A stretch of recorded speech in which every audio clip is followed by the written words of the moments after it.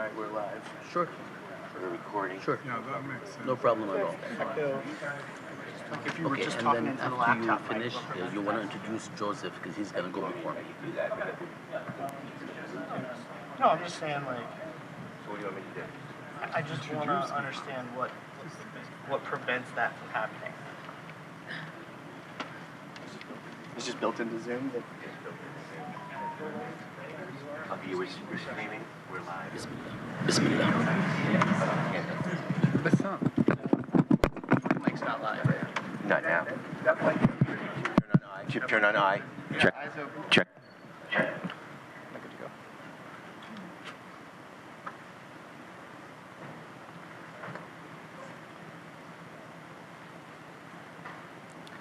Thank you for coming today.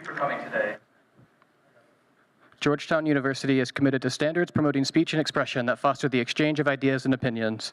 While it is recognized that not everyone may share the same views as the speaker, it is expected that everyone in attendance at this event respects the rights of the speaker and the organizers to share their perspectives and ideas by not causing a disruption to the event's activities. At the conclusion of each panel, there will be a question and answer session during which you may ask questions and engage in dialogue. Please be sure to phrase your comments in the form of a question. In the interest of time, we ask that each person be concise and ask only one question. Please welcome Dr. Joseph Sassoon to the stage.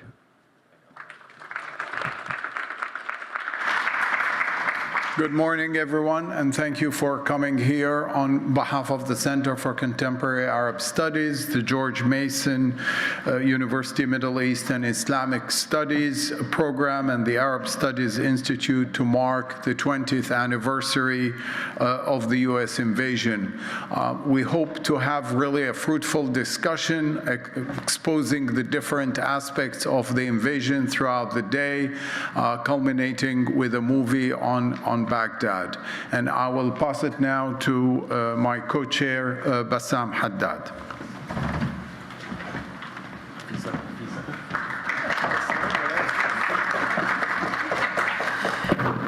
I was worried there was no applause.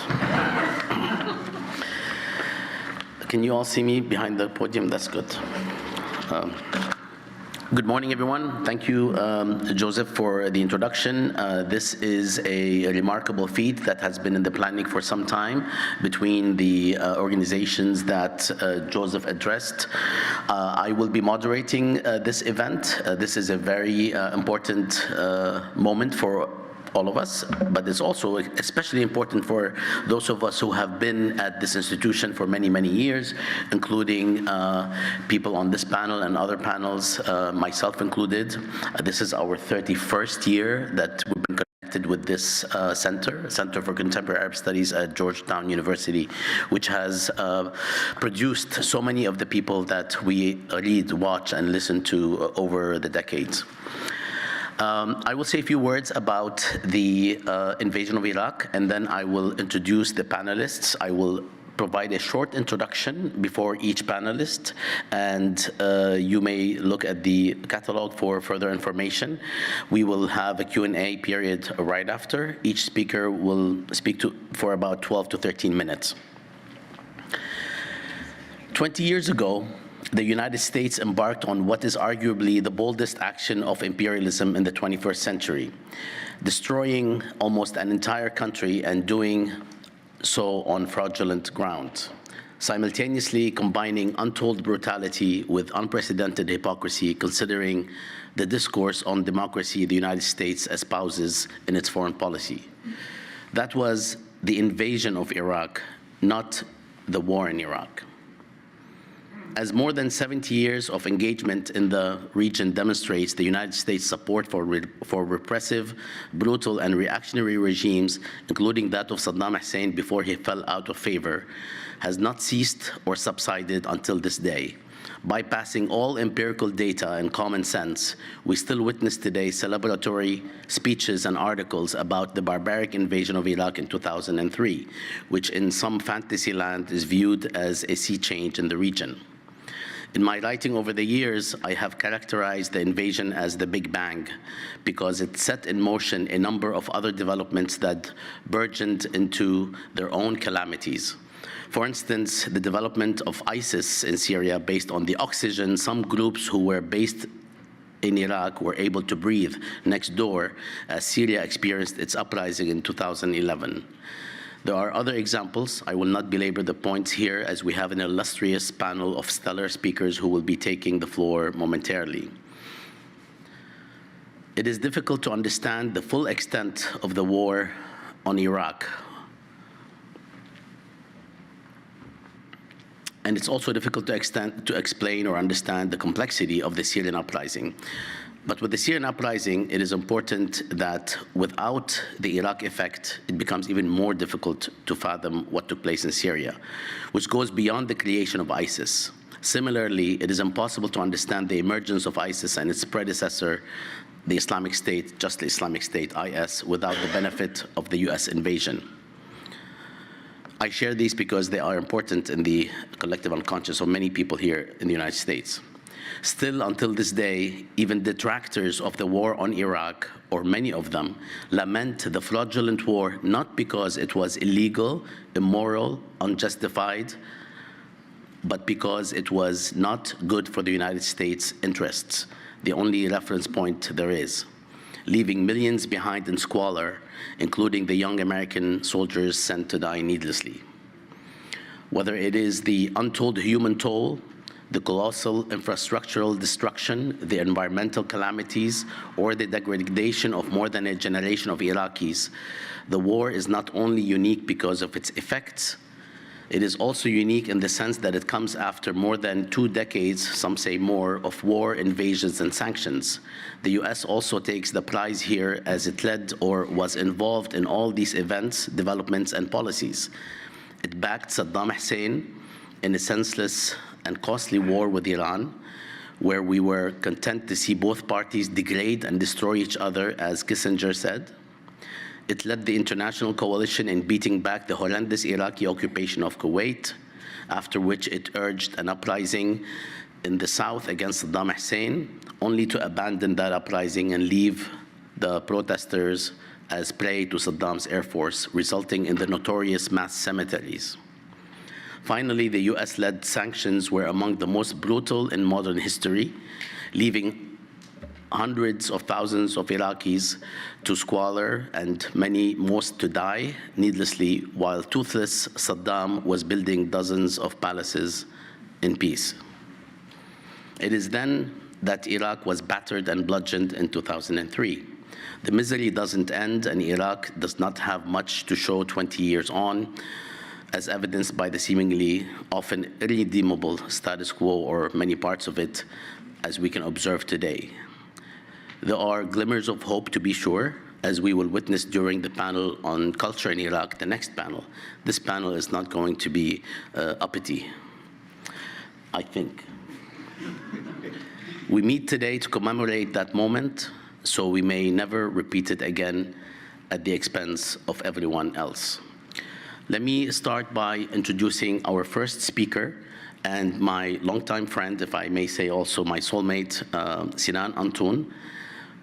Sinan was born in Baghdad in 1967. He left Iraq after the 1991 Gulf War. He holds degrees from Baghdad, Georgetown, and Harvard, where he earned his doctorate in Arabic literature.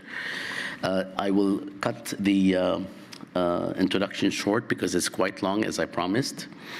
Sinan Antoun is identified in our booklet as poet, novelist, translator, and scholar, and also filmmaker, as we will be showing the film that Sinan co-directed along with myself and 3 others of our colleagues. Please help me welcome Sinan Antoun.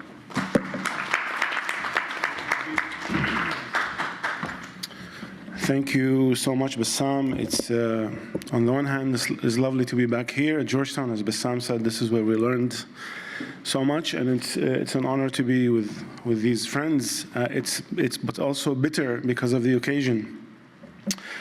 And 12 minutes for 20 years and more and 1 million lives. So where to begin when it comes to Iraq? Beginnings are of crucial importance if we are to understand the manner in which history's master narratives are constructed, or if we are to critically examine how events are strung in a certain order and how epochs are framed and what meanings are ascribed to their order.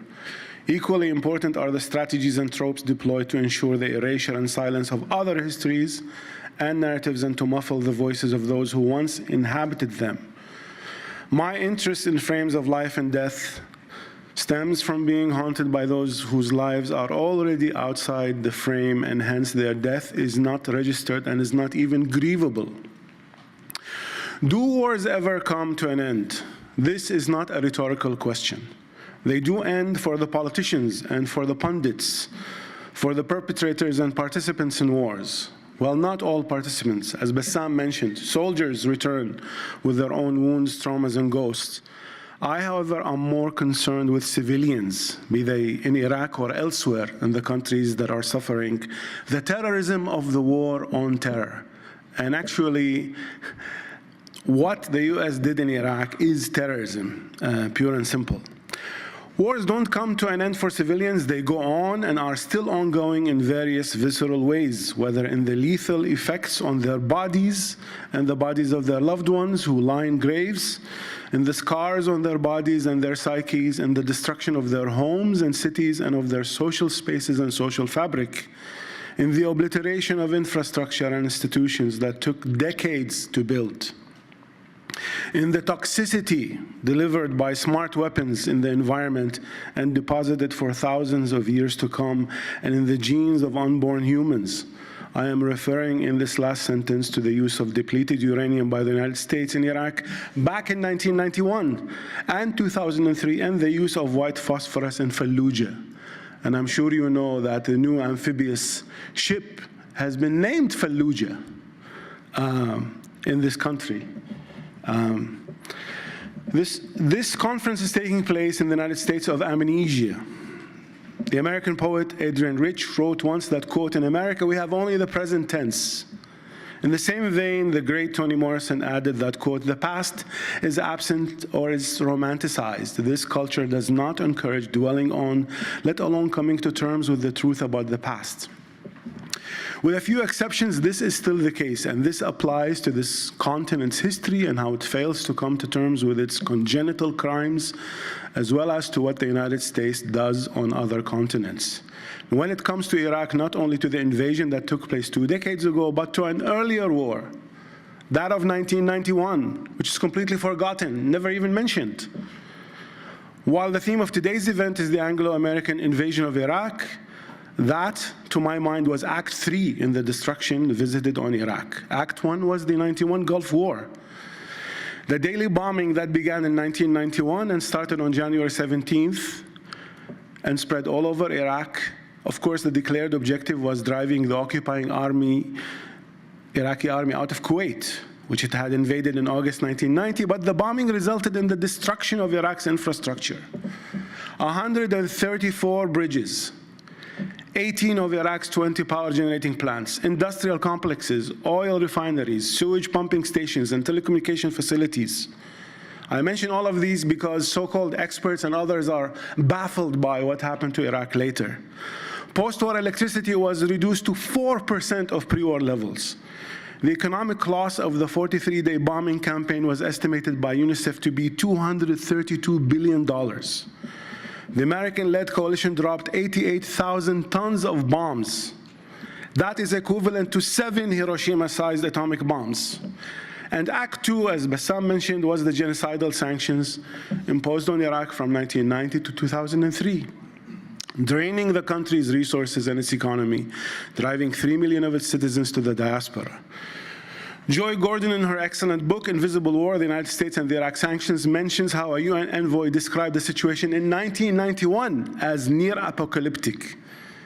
The best estimates of excess child mortality, the number of children under 5 who died during the sanctions, who would not have under Iraq's economy and policies before the sanctions, is between 670,000 and 880,000. And I'm sure most of you know of Madeleine Albright saying the price was worth it. Now to Act 3, Operation Iraqi Freedom, and we should always think and be mindful of the terminology, has become, for all intents and purposes, the Iraq War, as if the war waged itself and somehow landed in Iraq. The perpetrator is absent. The pundits and scribes who played their dutiful part in Empire's wars chorus in the run-up to the war are still out there dispensing wisdom ad infinitum. And by the way, lest we forget, many of those who supported the war were not from the right or our usual neocons, but did so from elite liberal platforms. For example, the great New Yorker's editor David Remnick wrote, quote, "History will not easily excuse us if by deciding not to decide," sounding Rumsfeldian there, "we defer to reckoning with an aggressive totalitarian leader who intends not only to develop weapons of mass destruction, but also to use them. A return to a hollow pursuit of containment will be the most dangerous option of all." This was 20 years ago.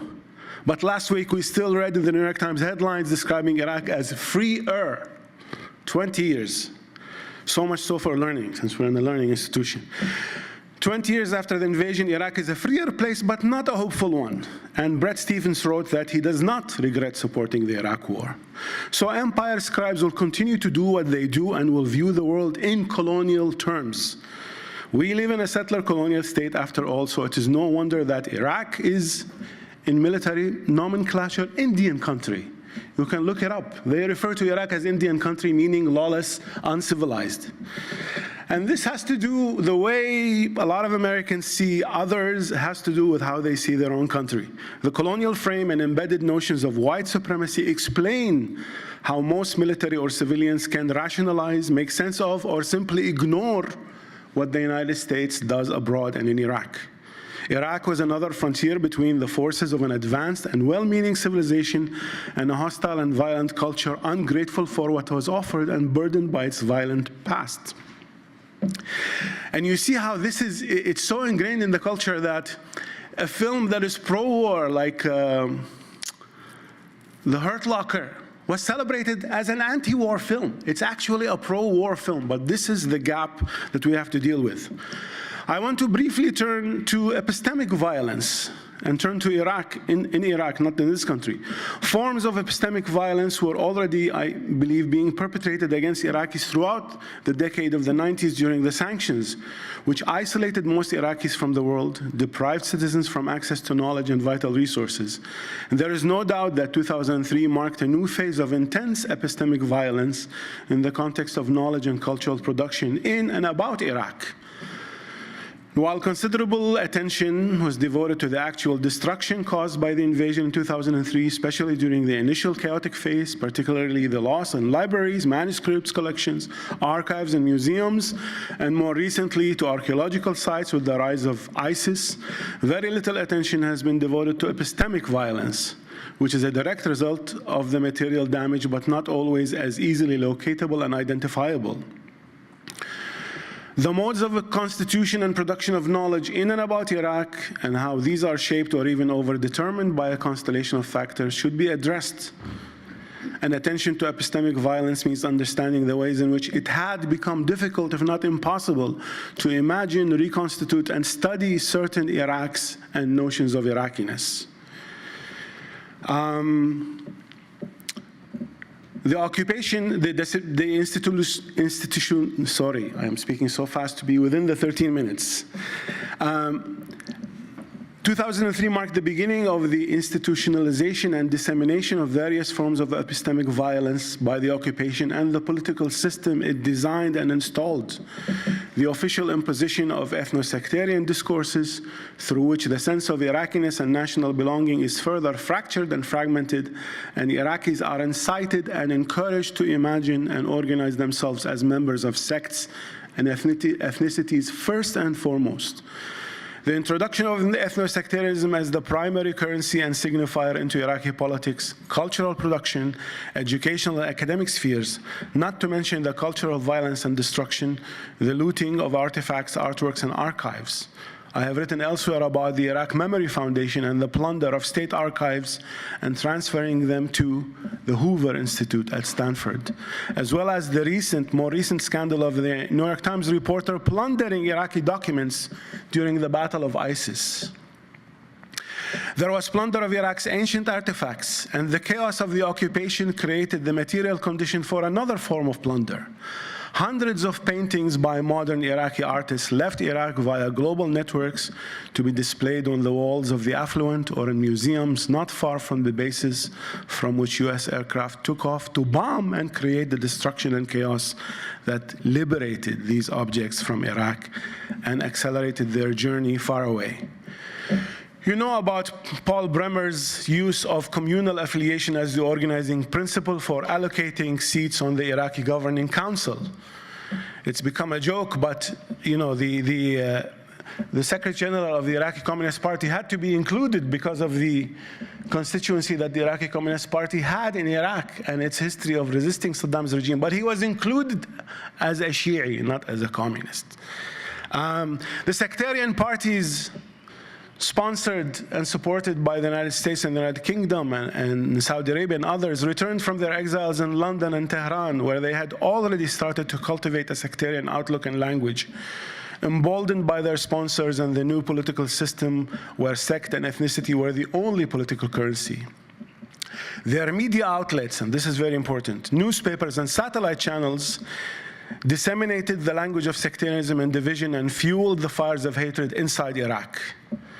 In the first decade or so after 2003, many Iraqis, sadly, including writers, journalists, and others active in the cultural production, internalize and reproduce the discourses, tropes, and categories of this so-called new Iraq, al-Iraq al-Jadid, and inhabited new subject positions, rarely casting doubt on its legitimacy.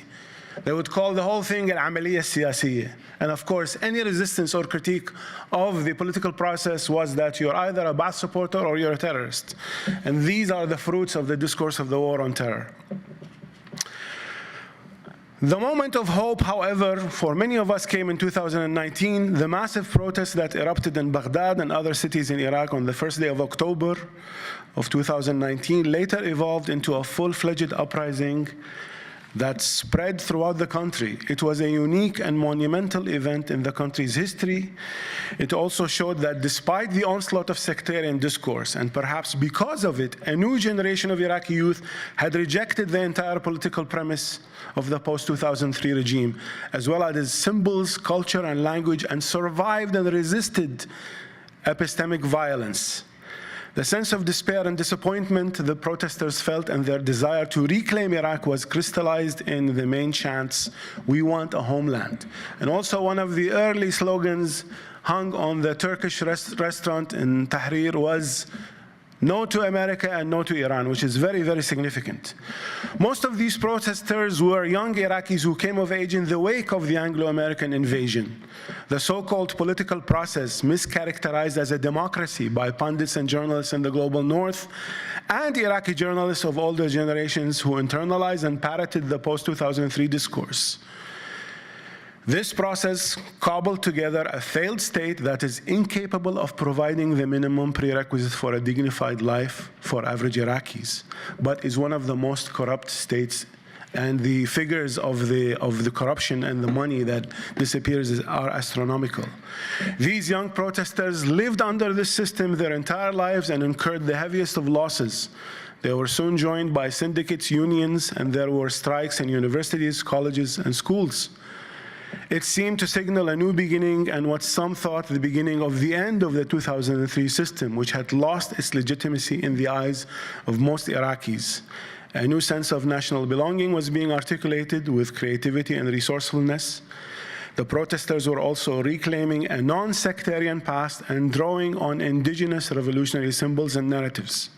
Sadly, and this is the theme of this last decade, they were crushed brutally by the very same regime that the United States installed in Iraq. Yet, in recent reports, some Iraqis were saying, well, at least we have the peaceful tadawul al-silmi lil-sulta, the peaceful, but it's of course the peaceful tadawul for the mafias that control the country. I don't have any more time, thank you.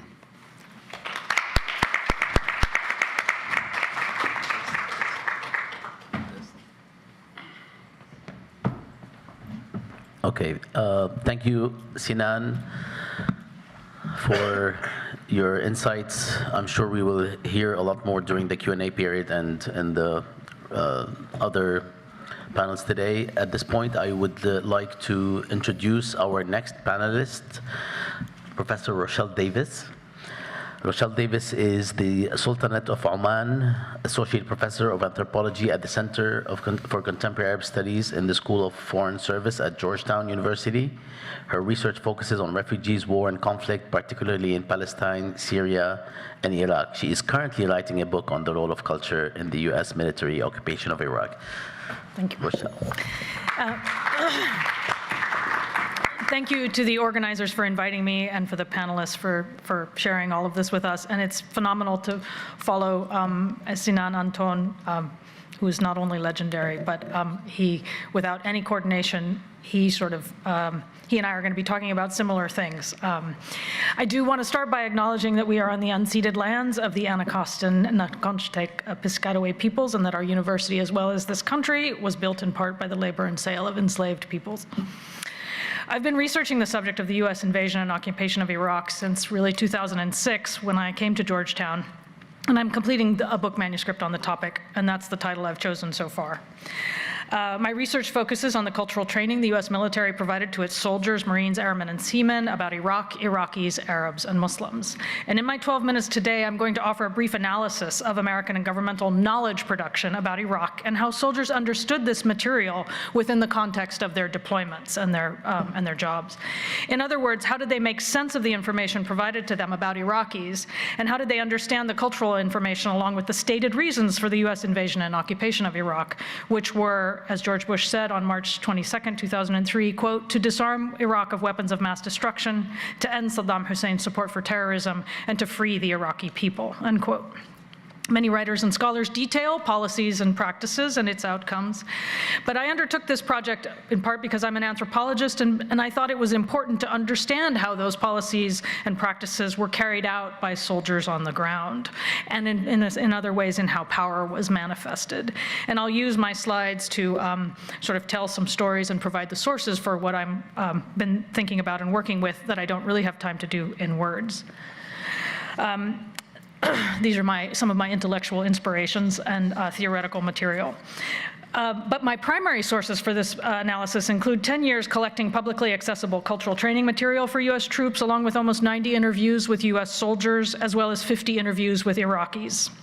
I analyze this material along with government and military policy documents, memoirs, autobiographies of U.S. soldiers, as well as the media and cultural production in the U.S. and Iraq. My analysis remains rooted in U.S. policies and politics of empire, which enable the U.S. government and military to have this power to define what is Iraq and Iraqi culture, parallel with the ability of the U.S. to engage in violence to achieve its policy goals.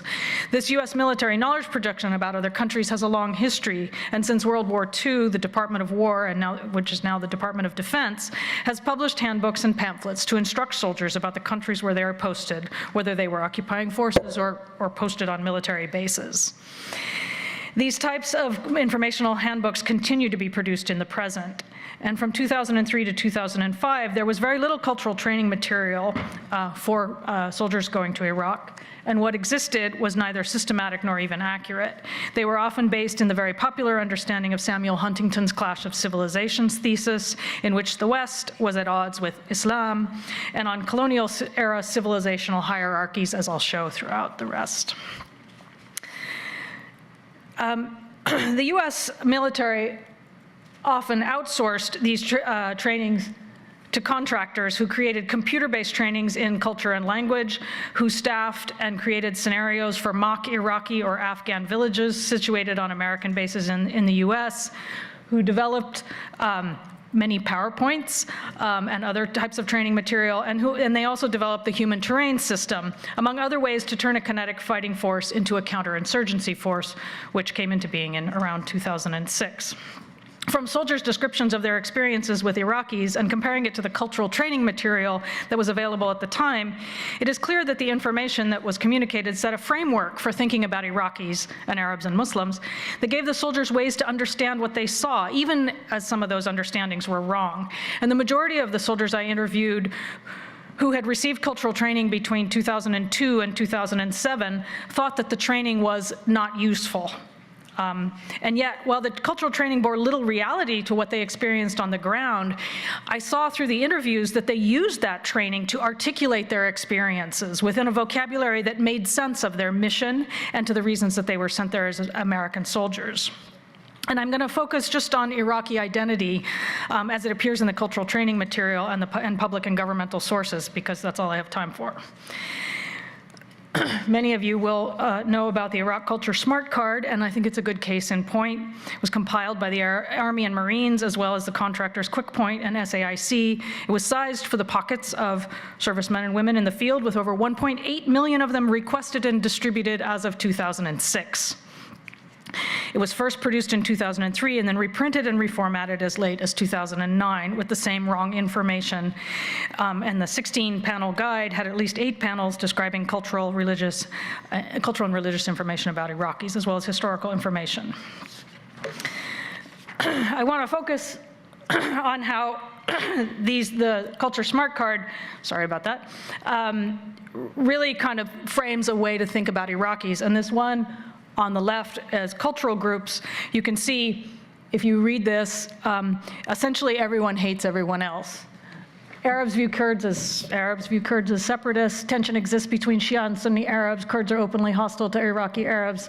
Assyrians experience persecution. Chaldeans have peaceful relations with Turkoman. That's a good one. And Turkoman view themselves as a marginalized and repressed minority. There's a lot to be said here, but what I want to focus on right now is that, for example, a 26-year-old Marine who did signals intelligence and who served in Iraq twice, the second time working directly with, in his words, Iraqi officers and civilians, you know, these are the people that were given this material and told to use it. He reported to us the following, quote, "I can tell you that the training itself definitely made you feel more comfortable. As far as the cultural training, history type stuff like the difference between Shia and Sunni, it was important because it made me feel comfortable with the basics and let me grow from there. Or it comes in handy when the Marine sees something on the news and when they see something about the differences between Arabs and Christians, or Iraqis and Iranians, stuff like that. The Marine can tell their friends and family that they explain to them why there is such diversity in Baghdad and why the Sunni and Shia and Kurdish people are fighting each other. As the soldiers and others express, they feel more comfortable," that's his word, "even if that knowledge is not relevant to their missions. Rather, the material is helpful for explaining what is actually happening in Iraq, they think." Journalists and other commentators then reproduced this framing that was out there as factual. So journalist Al Kamen of the Washington Post, in a July 2006 post, described the Iraqi Culture Smart Card's usefulness and explanatory power. Quote, "The latest card, which came out in May, is so good that the section on cultural groups pretty much predicts the bloodshed of the past 2 months." So you can see how this material both gets produced and then gets reproduced in various ways. These groups were not posited as groups, though. This is me now talking. These groups were not posited as groups because they were products of political power, whether that was Saddam Hussein's favoritism or the political organizing that had gone on in secret or in which took different forms. Rather, these groups were presented as inherent to what it means to be Sunni or Shia or Kurdish, and that this is the basis of democracy and political power in Iraq. So this political vision of Iraqis as sectarian was the basis of US governmental policies as well. And one scholar wrote, quote, "Paul Bremer, who administered the Coalition Provisional Authority during the first year of the occupation, formed a 25-person Iraqi governing council in July of 2003, which consisted of 13 Shias and 5 Arab Sunnis." This echoes what Sinan said earlier. Quote, "These actions reproduced a society in which affiliation to a communal group, not democratically inclined political leanings, determined access to power," unquote. This way of framing Iraqis as inherently sectarian was also mirrored in popular books being written and produced at the time. For example, in The Complete Idiot's Guide to Understanding Iraq, which came out in early 2003, before the invasion, Joseph Traegert asks, who will replace Saddam Hussein if he is overthrown? And he breaks it down in ethnic terms, not in terms of potential leaders or political movements. You can read the quotes there, because I don't have time. That he chooses this framing of politics says more about how Americans sought to make sense of Iraq than any alleged Iraqi understanding of themselves. And it is as if the American understandings are the only way for Iraqi politics to be organized in a post-Saddam world, rather than what Iraqis might want, or by political parties or ideologies around leaders. Why is this a problem, you may be thinking? Because I think really, and what I try to show here is because it really assumed that this kind of sectarianism was the only way that Iraq and Iraqis function. And then with that assumption, decisions were then made using that as a framework or was the interpretation of why something happened the way it did. And now I want to get into kind of an even more insidious issue. Let me give you another example of the problem of this uber-Orientalist framing. The Army 1st Division Infantry, the Army 1st Infantry Division Soldiers Handbook to Iraq, first published in 2003, declared in a section called Arab Worldview that Iraqis' desire for modernity is, quote, Iraqis' desire for modernity is contradicted by a desire for tradition, especially Islamic tradition, since Islam is the one area free of Western influence and Western identification and influence. Desiring democracy and modernization immediately is a good example of what a Westerner might view as an Arab's wish versus reality, end quote. There's a lot to parse in these two sentences in terms of tropes and misinformation and Orientalism, which I think you're all familiar with. But this assessment of Arabs, Iraqis, Islam is also, strangely and paradoxically, counterproductive to the US mission. Because with this assertion, the handbook undermines one of the stated reasons why the US invaded Iraq in the first place, to overthrow Saddam Hussein and bring democratic rule to the country. So while the US administration finally sent Iraqis to the polls in January 2005, the handbook asserted that they were essentially incapable of it. How are Iraqis and US servicemen and women supposed to reconcile these contradictory messages? Or if they do try, what do they take away? As one Marine in our interview group commented, quote, "Now that Saddam is gone, they are somewhat free. I just hope they know what to do with it. I hope they have the infrastructure to make it work," end quote. This quote brings up one of the key tropes of soldiers' narratives about Iraqis, that they have been liberated, and thus Iraqis need to get with the program, need to be ready for it, and that they are responsible now, and that it is up to them. So at the same time, soldiers were being told Iraqis are not ready, largely because of their worldview, and as the smart cards tell us, because they all hate each other, American soldiers were fighting to liberate them, and then hoping that Iraqis can know how to be free. Imagine the conundrum the soldiers faced in reconciling all of this. Moreover, what this framing of worldview sets up, as well as the soldier's articulation of his ideas about hoping that Iraqis are ready, is that if Iraqis fail in being democratic, they fail because they weren't ready for it, or they don't know what to do with it, or they desire democracy too soon. All of these options interpret the failure as Iraqis' own, and not the fundamental wrongness of the invasion or the occupation's policies or anything else. And even more than that, any resistance to the US invasion and occupation becomes seen as Iraqis refusing the freedom they've been given, and thus the justification for the continuing occupation. Nowhere in this cultural framing is there any space for a discussion of how the US presence may influence Iraqis. Instead, Iraqis are seen as static, unchanging, and sort of solidified in these ways of being Iraqi that are inherent to their cultural, ethnic, and religious identities. My conclusion, what do I see as the takeaway from this very limited analysis? As I mentioned at the outset, the ability of the US government to determine and to define the meaning of what was happening in Iraq as a sectarian conflict based on inherent Iraqi identities was all incredibly consequential for shaping American soldiers' interactions with Iraqis and for defining military policies and strategies and for determining US government policies. I'm not saying that there wasn't sectarian conflict, but using it as the primary framework for the creation of policy was a disaster for Iraqis, as we will hear and as we have heard, as well as for Americans. And they reflect long-held histories of imperial rule. Thank you.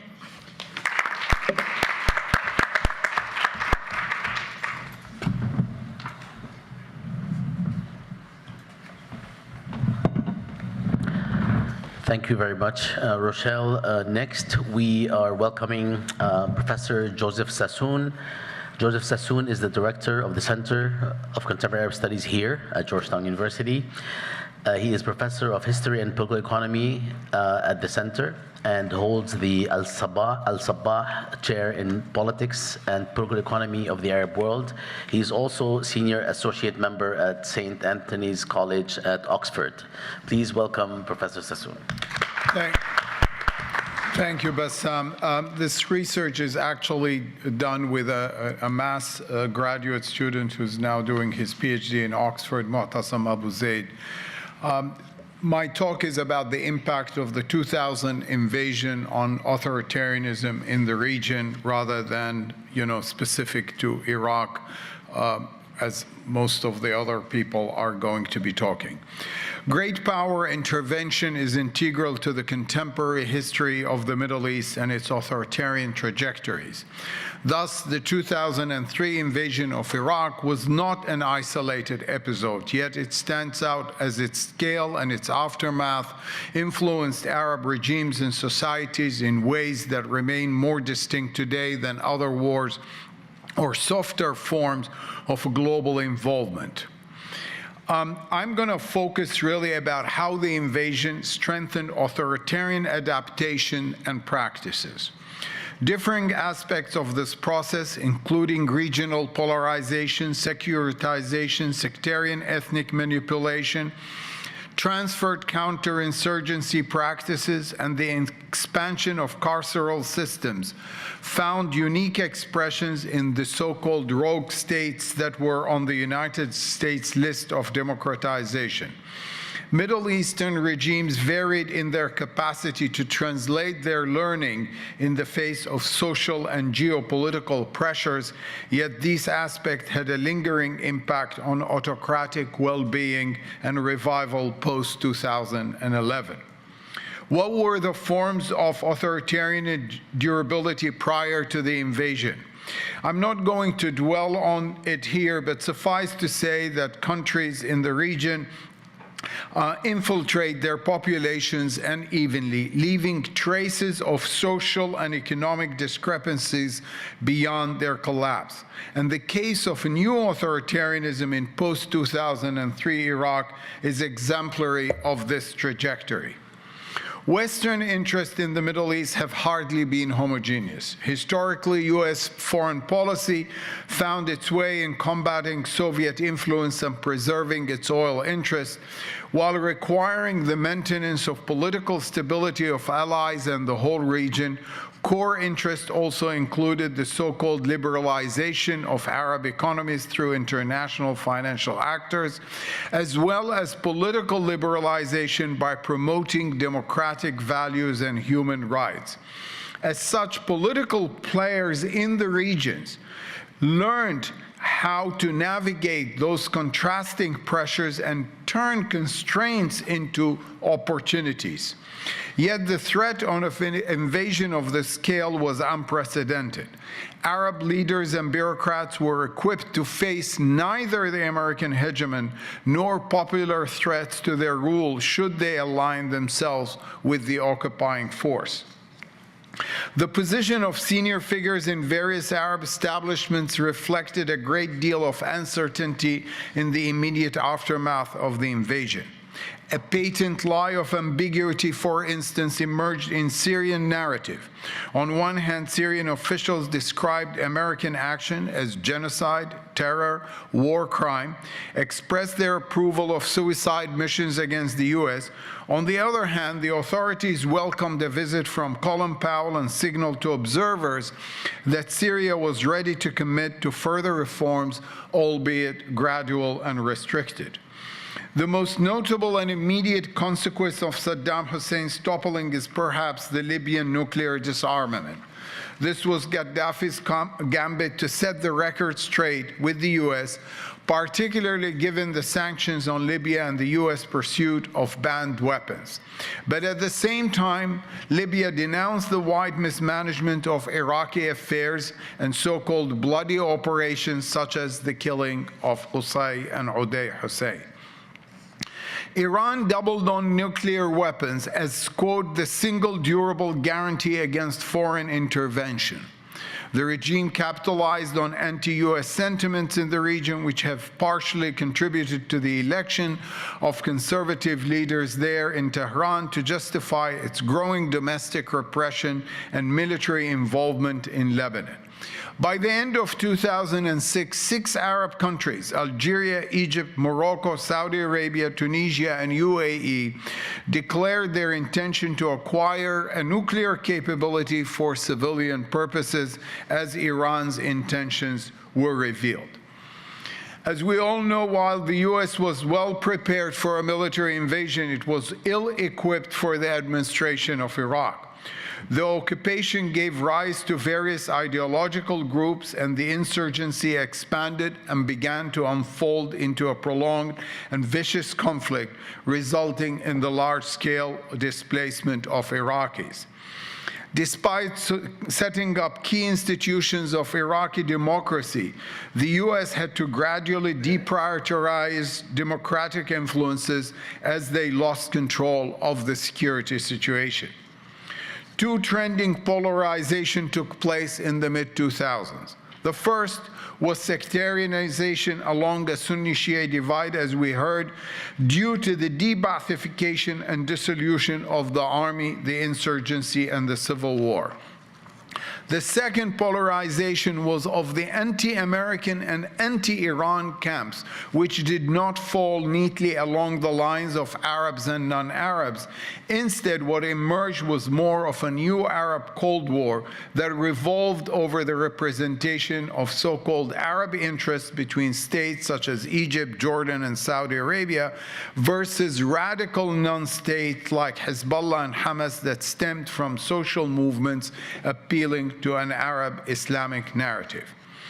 By 2005, Syria's stronger ties with Iran became critical in repositioning the state's relations and policies with its neighbors, and all attempts to isolate Syria failed. Similarly, Gaddafi gained significant confidence following the civil war in Iraq.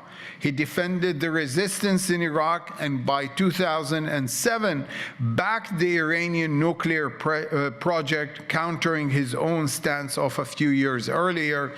And in response to any social pressure in Libya, Gaddafi would fall back on anti-U.S. rhetoric. Iran, of course, emerged as the major winner of the invasion. Its authoritarian standing fared better, given its ideological, economic, and geopolitical prominence following the invasion. Iran actually achieved its 2 main goals. 1, there were no more territorial threats from Iraq, and 2, there was an ally government of Iraq sustained through several spheres of influence, such as loyal politicians, covert networks, and militias. And ironically, the U.S. got rid of Iran's 2 major regional nemesis, first the Taliban and then Saddam Hussein. The GCC regimes endeavored to remain intimate ties with Washington against the demands of their respective population. But simultaneously, GCC would not establish diplomatic missions or embassies throughout the region, and hence, and throughout the whole 2000 actually, and fell short in joining the efforts of building a stable and democratic statecraft in Iraq to check the Iranian influence. By the end of 2000s, Arab regimes employed a new mechanism of legitimization based on multiple polarization and structures of American militarism. The Arab uprising exposed the full spectrums of the regime's learning of authoritarianism. First, regime learned through a prolonged trial and error approach with the aim of diminishing the probability of collapse. There is, of course, no blueprint that guarantees durability, but a set of measures that the regime implements before and during periods of upheaval. Second, it would be premature to assume that all learning is transformed into actual policy change. Rather, there are structural constraints on the transmission of authoritarian regime learning into policy changing. The robustness perspective that was relatively dominant in the 2000s failed to predict the Arab Spring, as we all know. Structurally speaking, certain elements such as oil wealth and dynastism may be sufficient to prevent an uprising or a revolutionary episode from achieving regime change due to the high level of loyalty in the coercive apparatus. After 2011, regional polarization evolved into a vacuum in global leadership. The result of these new alliances and contentions was the further securitization and militarization of all camps involved in what emerged as a new institutional assemblage of regional security. Key learnings took place here in terms of intelligence and security cooperation. The Abu Ghraib model inspired a number of regimes to adopt supermax prison as part of their punitive measures. American prison officers and private contractors were involved in establishing a new civil penal system following the invasion, yet their policing grew increasingly indiscriminate and militarized. Construction and logistic companies from the US and Canada followed suit in the design and implementation of US coercive complex.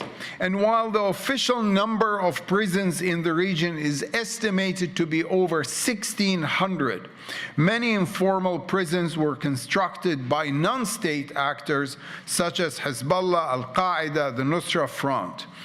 Sparking sectarian conflict became a key tool for these groups to thrive, something also used by other regimes as well as a defensive securitization tactic.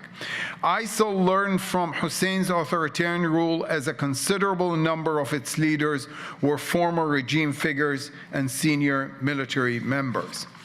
Ultimately, regime change is not simple. Authoritarianism is rising globally and is still in good shape.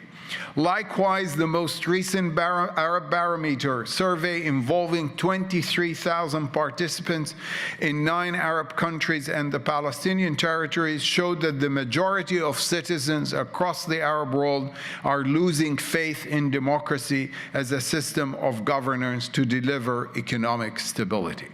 Let me just conclude. Overall, it could be argued that the invasion sustained the durability of authoritarianism in the Middle East, albeit in disproportionate ways. Each state was liable to domestic and international pressures to reform, ushered by the fall of the regime in Baghdad. Yet, they all adapted over time as the repercussions of American intervention and dynamics of instability and war in Iraq unfolded.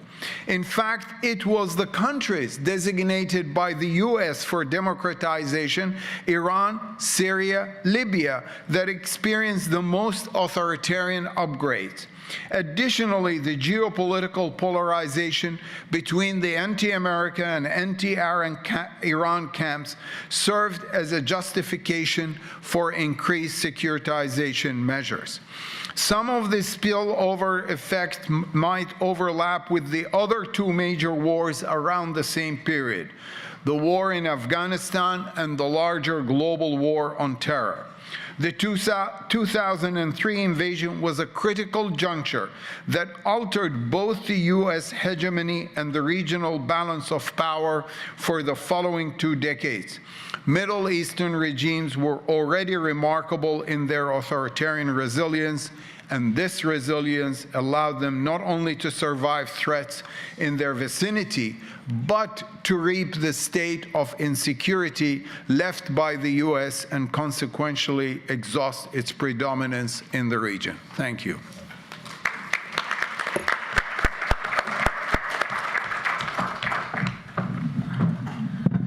Thank you very much, Professor Sassoon. Next, we are going to move to the next speaker who will be joining us over Zoom. It will be Pete Moore, and let me make sure. Hello, Pete, how are you? Good, I can hear you. Everything's working well, very strange. I'm a big head on a screen. Yes, we will. I will introduce you briefly, and then I will leave you with the floor.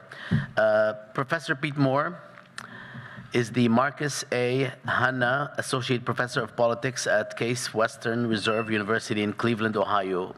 From 2021 to 2022, he was the visiting Kuwait Chair at the Paris School of International Affairs, Sciences Po.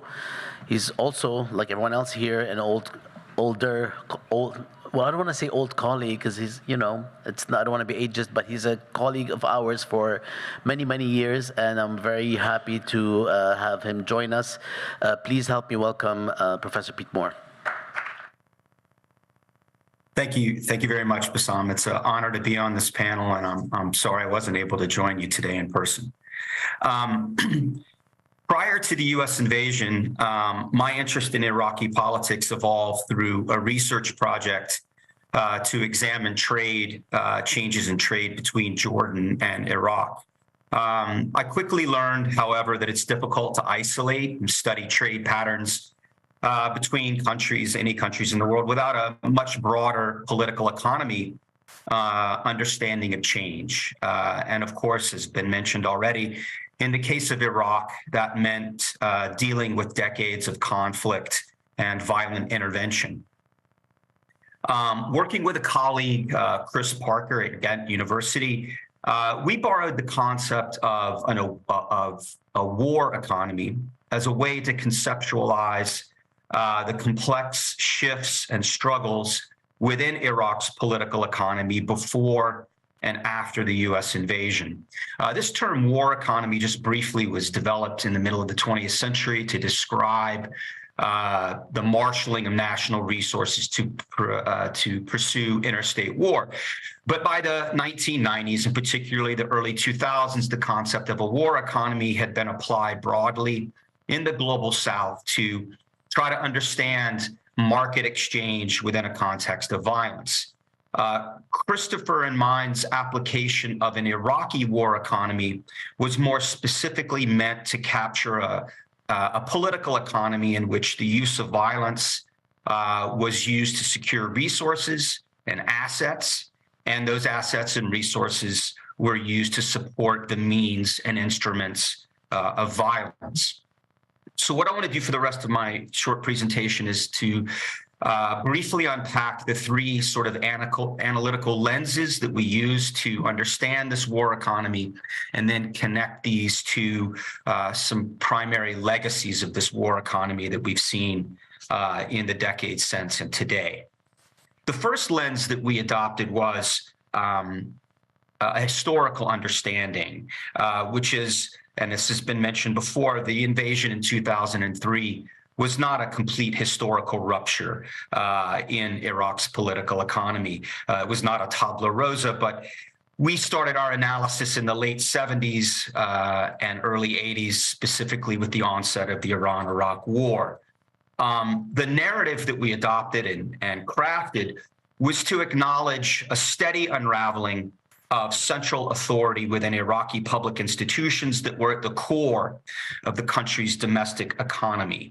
And this is an unraveling which we could chart and evidence within trade patterns in politics before 2003. As well, this trend in political economic decentralization was largely mirrored, although we had less evidence of this, was largely mirrored in a similar decentralization of security and coercive institutions in Iraq. And I'm going to talk more about this when I get to legacies. The second major lens that we adopted in trying to understand this war economy was a regional and transnational lens, that Iraq's domestic struggles took place within a larger regional political economy. Prior to 2003 and in the immediate years after, we focused on the linkage between Jordan and Iraq. These were each other's largest trading partners. This relationship was as equally important to political economic elites in Baghdad as it was in Amman, in the capital of Jordan. We trace these connections before and after 2003 along Iraq's major road networks and import-export nodes. And we showed that there was a fairly significant correlation between violent American intervention in parts of Iraq along these roadways and around these import-export nodes. And indeed, many of the groups that resisted the American intervention also concentrated their effort to control these import nodes and important road networks within Iraq. The third lens that we adopted was to try to not simply focus on the types of predation and violent expropriation that was perpetrated by elites and their external sponsors, but also on how everyday Iraqis and Iraqi society and generally had been responding to this violence and this dislocation for decades. The way we put it was that Iraqi Baathists dominated this system, but clearly not under conditions of their own choosing. Before 2003, Iraqi civilians and parts of society had responded and adapted to this violence and intervention. We could call these survival strategies: avoiding, adapting, engaging. And we tried to argue that these forms of survival could also be seen, sadly, as forms of agency that were helping perpetuate this war economy. Keeping your head down, keeping your family safe, can also involve acquiescence to the very injustices of the war economy. And therefore, we reasoned, based on these three lenses, that we expected this war economy to survive long after the U.S. were to leave, or at least shift its strategy on Iraq. And I might note that this is not to blame Iraqis. Rather, it's to highlight the nature of a political quagmire in Iraq, and a violent quagmire in which there's no easy way out. So let me switch to the legacies or another way to think about it is the endurance of this war economy since the early 2000s. So one clear legacy of this is the rise of new social groups, new actors, new political economy networks, new geographic distinctions, not just within the country, but within the area and the region around Iraq. Of course, the most popularized of these actors have been the so-called non-state actors in movements opposed to the U.S. dominance, but other equally consequential groups that have embedded themselves or seized. A better way to think about this, I think, is a form of regulatory seizure in which parts of Iraq's formal public sector have been divvied up, as Sinan mentioned earlier, by groups that resemble organized criminal groups. And I think this is important because this regulatory seizure has overlapped with organized military and coercive institutions connected to the Iraqi state, not connected to the Iraqi state, deep connections to the United States, deep connections to other actors in the region. A second major legacy of this war economy is something that our colleague Dina Houri has called the unbuilding of the Iraqi state. And here I would highly recommend her piece that was in the journal Catalyst a couple of years ago on the after effects of the U.S. invasion. But this concept of unbuilding the Iraqi state, I think, is quite apt because we see it in much of the statistical tracking data that have emerged from Iraq since 2003. And much of it points to the socioeconomic sort of side of this state unbuilding, which has been a developmental reversal, in some cases stagnation, but clearly in some cases developmental reversal in Iraq. That this form of fiscal political decentralization, new competing centers of accumulation in Iraq have added up to an entire political and socioeconomic system that's moving not in a direction of production and investment, but rather in a continued direction of decentralization and predation. As I hinted at, the origins of this can be traced to prior to the U.S. invasion.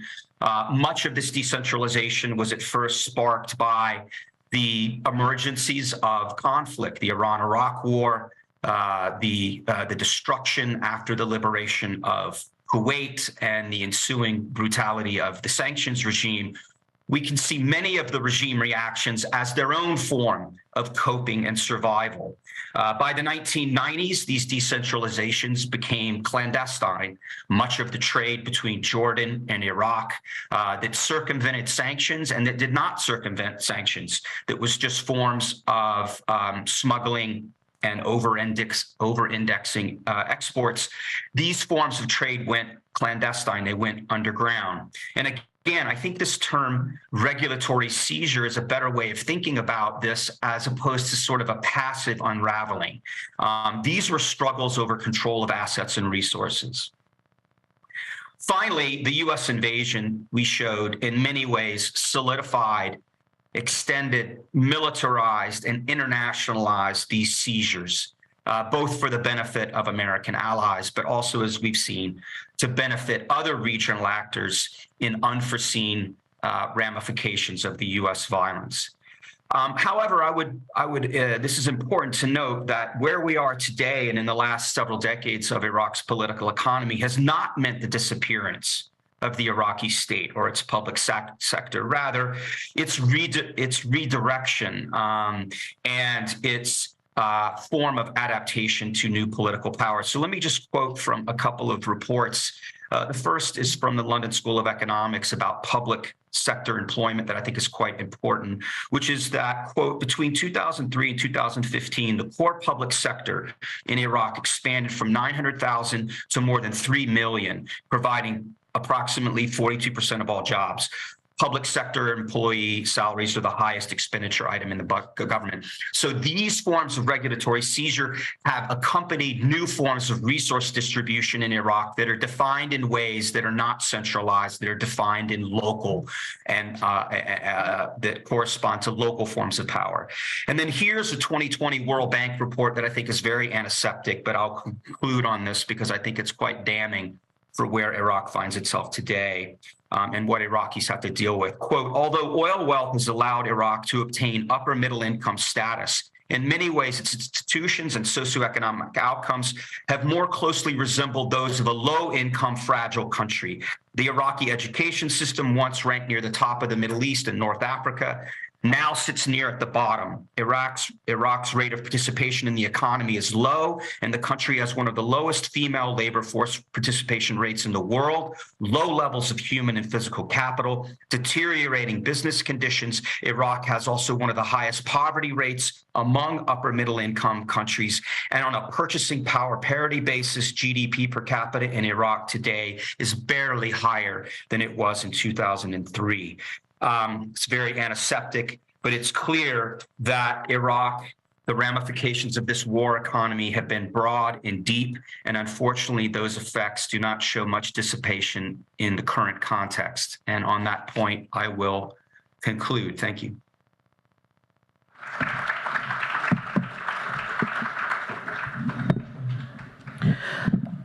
Thanks very much, Pete.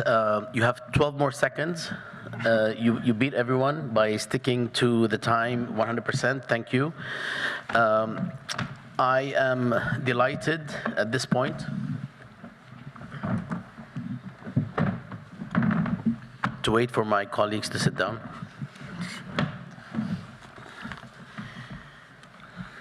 I am delighted at this point to introduce our most junior and a remarkable member of this panel, and because his bio was the shortest, I'm going to read it all.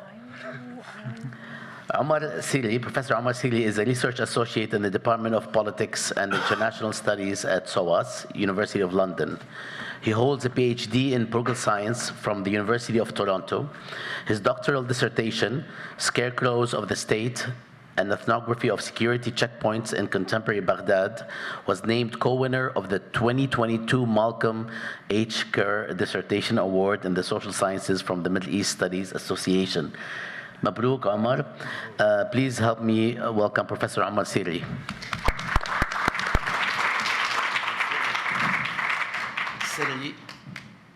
Sorry, it's Sirri. You have to stress on the R's, but I have a genetic defect. I cannot do that. This professor wasn't in the bio.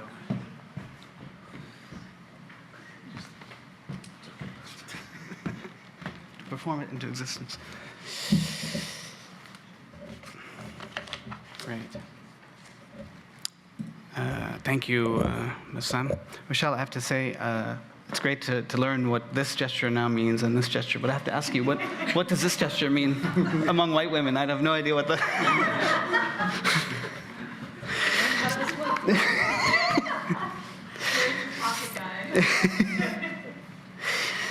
First, thank you to, where's the, here we go, perfect. First, thank you to CCAS, George Mason University, and of course the ISI, and particularly to Bassam Haddad for the invitation to be here today. It's an honor to join you all. About 5.5 years ago, in October 2017, I moved to Baghdad to carry out field work for my doctoral dissertation on security checkpoints in Iraq's capital city. Hardly there a couple of weeks, I stumbled on a banal event not far from my front door. Laborers were paving a main thoroughfare on the edge of my neighborhood.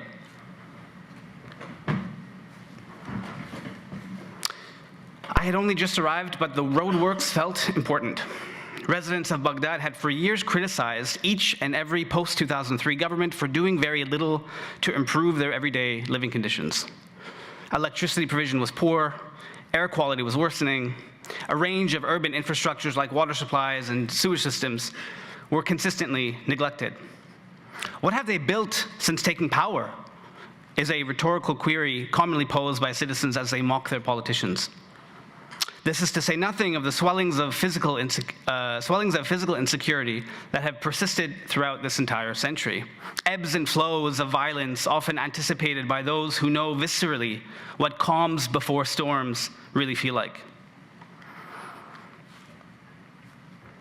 Residents in my neighborhood insisted to me with some combination of shock, anger, and relief that this was the first time since the invasion that a road was being paved in their area.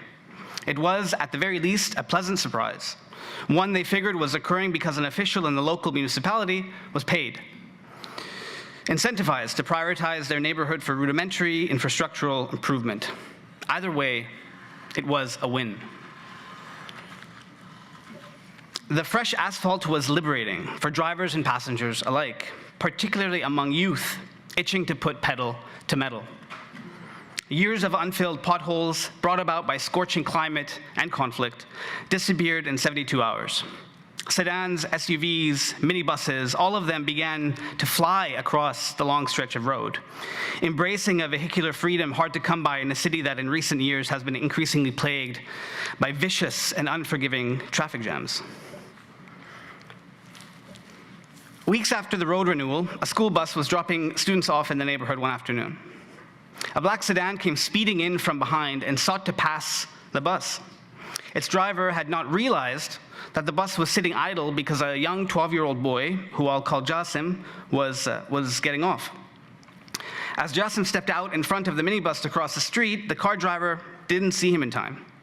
He swerved at the last possible second, first striking the young boy and then crashing left. The community consensus was clear. Jassim was lucky to survive. His multiple broken bones, the evidence. A few months later, in early spring, I left home and spotted something new laying in the middle of the street, a speed bump, or rather, half a speed bump, extending from one side of the road, seemingly cut in the middle. Made of heavy rubber, the black and yellow obstruction was bolted into the street. Later in the evening, I ran into Abu Ahmed, another local resident, and asked him about the speed bump. He quickly recalled the accident, the bad speed conditions. It's Mahmoud. He lives in the house in front of it. He's the one who laid it down, Abu Ahmed told me. He has young kids. He's worried about them when they're out playing. This is taken a month later. As you can see, he realized he needed to finish the speed bump, so added the second half. Spatial transgressions are commonplace in Baghdad. Checkpoints and concrete walls, barriers and barbed wire. Such materials have, for most of this century, conditioned mobility across Iraq's capital city. variable government initiatives have in recent years sought to remove lots of this matter.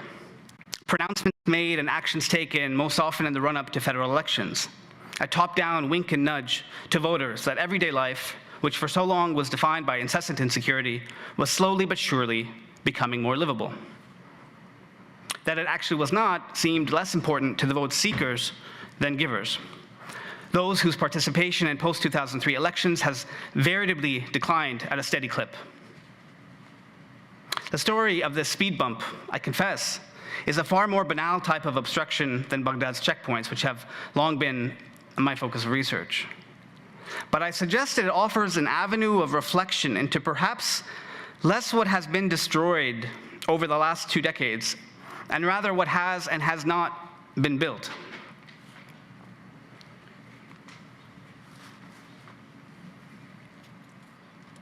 You can purchase speed bumps at shops along Baghdad's storied Shara Rashid Street, once home to Oresli Beg, what many claim was the first shopping mall in the Middle East about a century ago.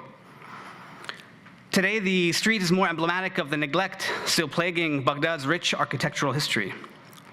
Construction goods shops occupy the ground floor of a number of heritage buildings on Shara Rashid. For those searching for the most basic of bumps, 2 decent options exist. A choice between Chinese-made and Turkish-made. How much for these, I recently asked a not yet teenage boy on shift at one of the shops. 20,000 dinar per meter for the Turkish, 16,000 for the Chinese, he replied. But go with the Turkish, he insisted. Better quality. More advanced, indeed more sinister options also exist. When I first went in search of speed bump shops a few years ago, one seller offered me the version with metal spikes, as you can see here.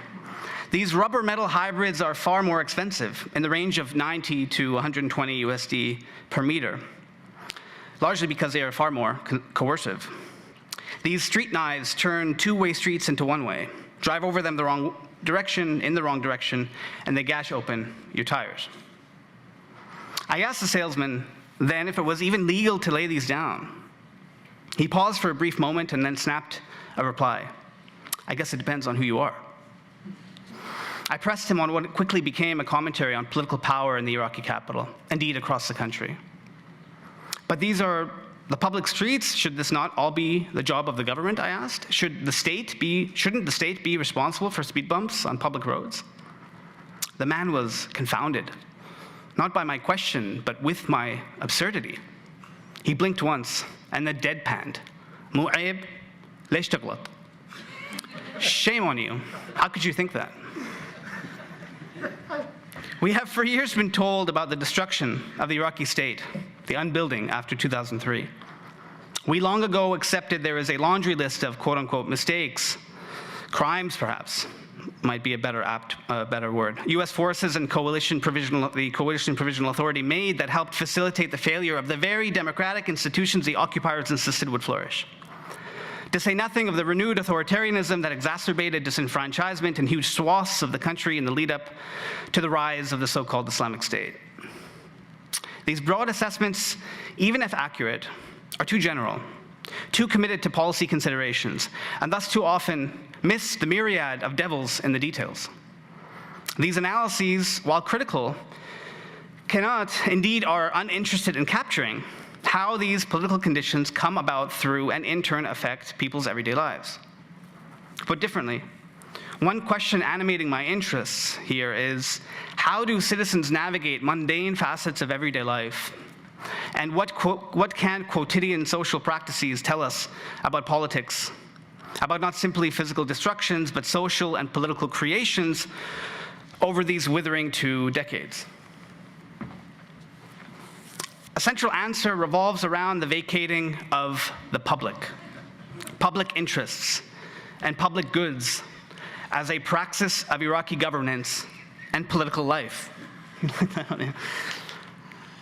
We are well aware of the free market ideologies that were introduced by occupying authorities and diasporic elites and embedded into state institutions after 2003. We are well aware of the corruption and embezzlement and money laundering that has helped pilfer hundreds of billions of dollars from public coffers. We are well aware of how newly established private banks have for years been the main beneficiaries of US dollar auctions that have literally been a license to print money, helping bring about astronomical windfalls that are in turn implicated in the shocking heights that property prices have recently reached in Baghdad and elsewhere. That these political economic practices persist is certainly objectionable, giving us a small sense of the mechanisms through which a coterie of elites have made billions on the backs of the people they purport to represent. But such a focus still does not tell us very much of the social effects at street level, literally and metaphorically, and I think even serves a far too neat analytical binary between elites and masses that in recent years has gained greater credence. At the same time, we often accept at face value popular expressions that speak to us viscerally. الدولة فاسدة, الدولة ضعيفة, ماكو دولة. The state is corrupt, the state is weak, there is no state at all. Similarly, such lamentations, even if they ring true, still do not always capture what these conditions actually look like, how they work, what they help to create. By turning to the banal, it is not simply that we get a better sense of the nuances of politics. Rather, I am suggesting that mundanity, as inconsequential as it may seem, is far better at capturing the kinds of governance practices being created, the new forces of rule that surely have a much longer half-life than the spectacular violence that almost always gets far more attention. If the state is non-existent, or at the very least does not work for the people, the public, how are necessary governance practices and provisions ascribed to it carried out? Mahmoud's experience offers a clear answer. If I want to protect my kids, I'm gonna buy my own speed bump. 3 years ago, and I'll close here, hundreds of thousands of Iraqis, predominantly youth from central and southern Iraq, engulfed the streets of their towns and cities, calling for the downfall of the political system through which they are governed and misgoverned. The slogan of the movement, "Narid Watan," we want a homeland, was powerful. It spoke to what so many thought they had lost. Indeed, what so many born in the aughts had never felt they ever had. I wonder, though, if this literal translation misses the mark on what is being called for, what is being politically fought for. The revolutionaries, to be clear, were not under any illusions of what they were up against. We're not under no false consciousness of what they were fighting for. I instead mean to suggest that what may be more at stake in their unfinished struggle for a homeland is a battle for a public, as a conception, as a collective, as a body for which government anywhere is to work. Years of for-profit governance have privatized, in the most expansive sense of that term, social life. The road back to a semblance of public is an arduous one. Its speed bumps are but one worry. To the extent that those protesting for new futures can and will bowl over still more daunting obstructions will likely depend on the form and function of their collective action, on which any sustained public force is always built. Thank you very much.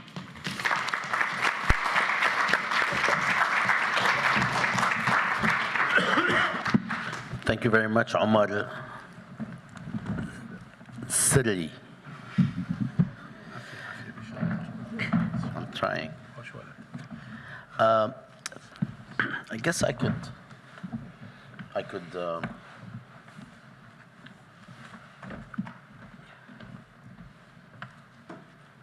all. Thank you. Hello. Assalamu alaikum. Okay.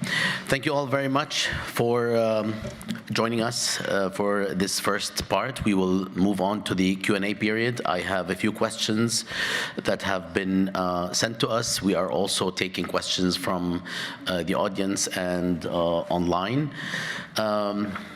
Let me also say before we start the Q&A period that this is a part of a project that the Center for Contemporary Arab Studies, the Middle East and Islamic Studies program at George Mason University, well, the first centers at Georgetown, and the Arab Studies Institute are embarking on as a project. So it will include today's events, which involve 2 panels and a screening of the film with a 3rd panel later on today after lunch. But it also involves a series of podcasts that have been initiated already, one of which was with Kali Rubai on the environmental consequences of the occupation of Iraq and so on, and others as well.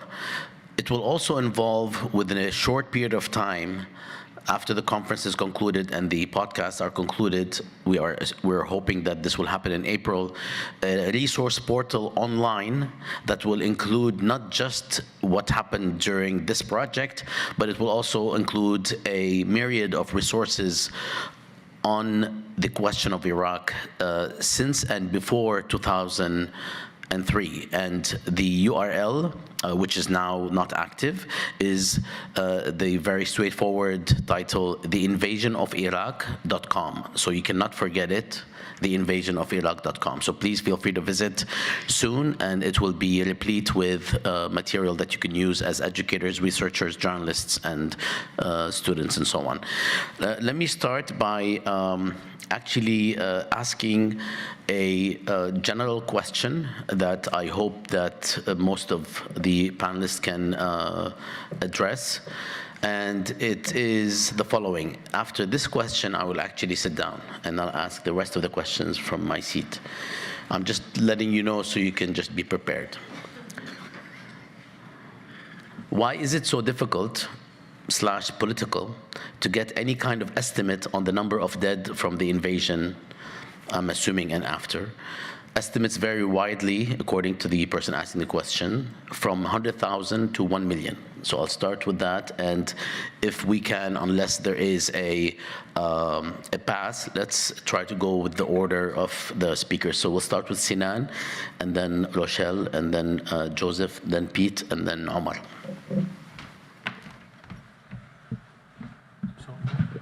Everyone will answer this question? You can choose if you want to answer. It's not I mean, briefly, you know, at the early days of the war, General Tommy Franks was asked about Iraqi civilians, and he said, we don't do body counts.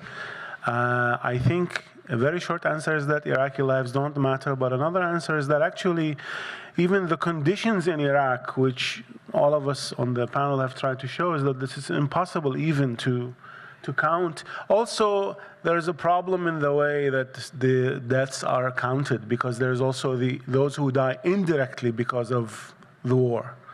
But ultimately, Iraqi lives don't matter. That's what I tried to say about the frame. And saying simply, we don't do body counts, they don't count.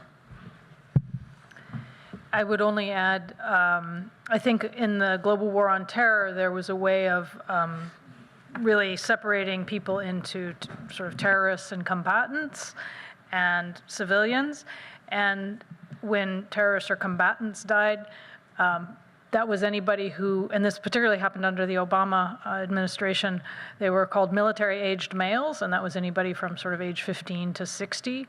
And so if you were a man and you happened to die in a US attack, you were oftentimes just categorized as a combatant. And so that also complicated the ways in which counting became ways to show American success on the war on terror and to sideline also civilian casualties and the incredible damage that happened.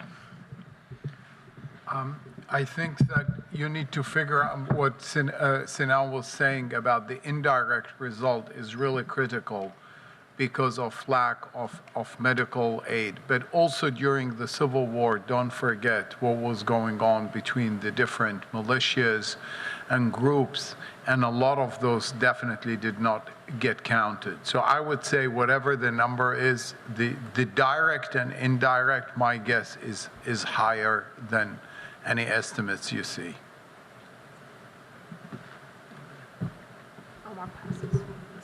I'll pass this. Okay, Pete, how can we get? Yeah, I would just say briefly, the controversy is around not wanting to count indirect casualties. And I would just say that, in the state I'm living in, Ohio, we had that horrible chemical spill in this town called East Palestine. That's how they pronounce it here. And already people in that community and people in Ohio recognize that the costs of that spill and the physical, mental, and social effects will extend for decades in that part of Ohio. And many of the law claims and claims for accountability will come years from now. And so I think it's quite extraordinary that when the U.S. military also pollutes other parts of the world, that accountability is avoided. And I think that's part of the politics for why there is so much pushback over having indirect casualties. And the number from the British is at least 1 million in the last Lancet study. Why there's so much resistance to accepting indirect casualties. But Sam, can I add just one? I'm sorry, you already had your chance. In 2016, one of the most vicious car bombs happened, post-2003 car bombs happened in Karad Dakhil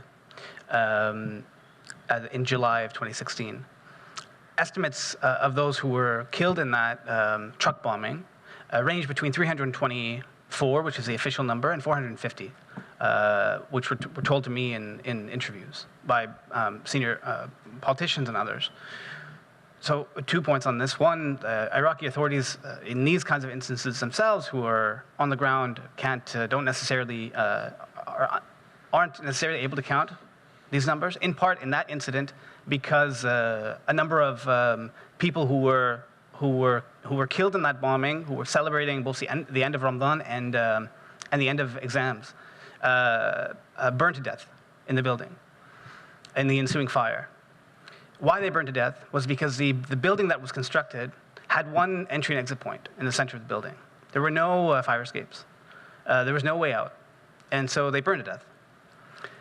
And so if we're taking seriously the point around unbuilding of the state, Dina Khouri's line, Pete's comments earlier around the state, how do we not count those deaths as part of the aftermath of war, as part of the numbers of people who were killed, when the state as such, can't even enforce building regulations that are on the books, don't care to, and that is what was built after 2003.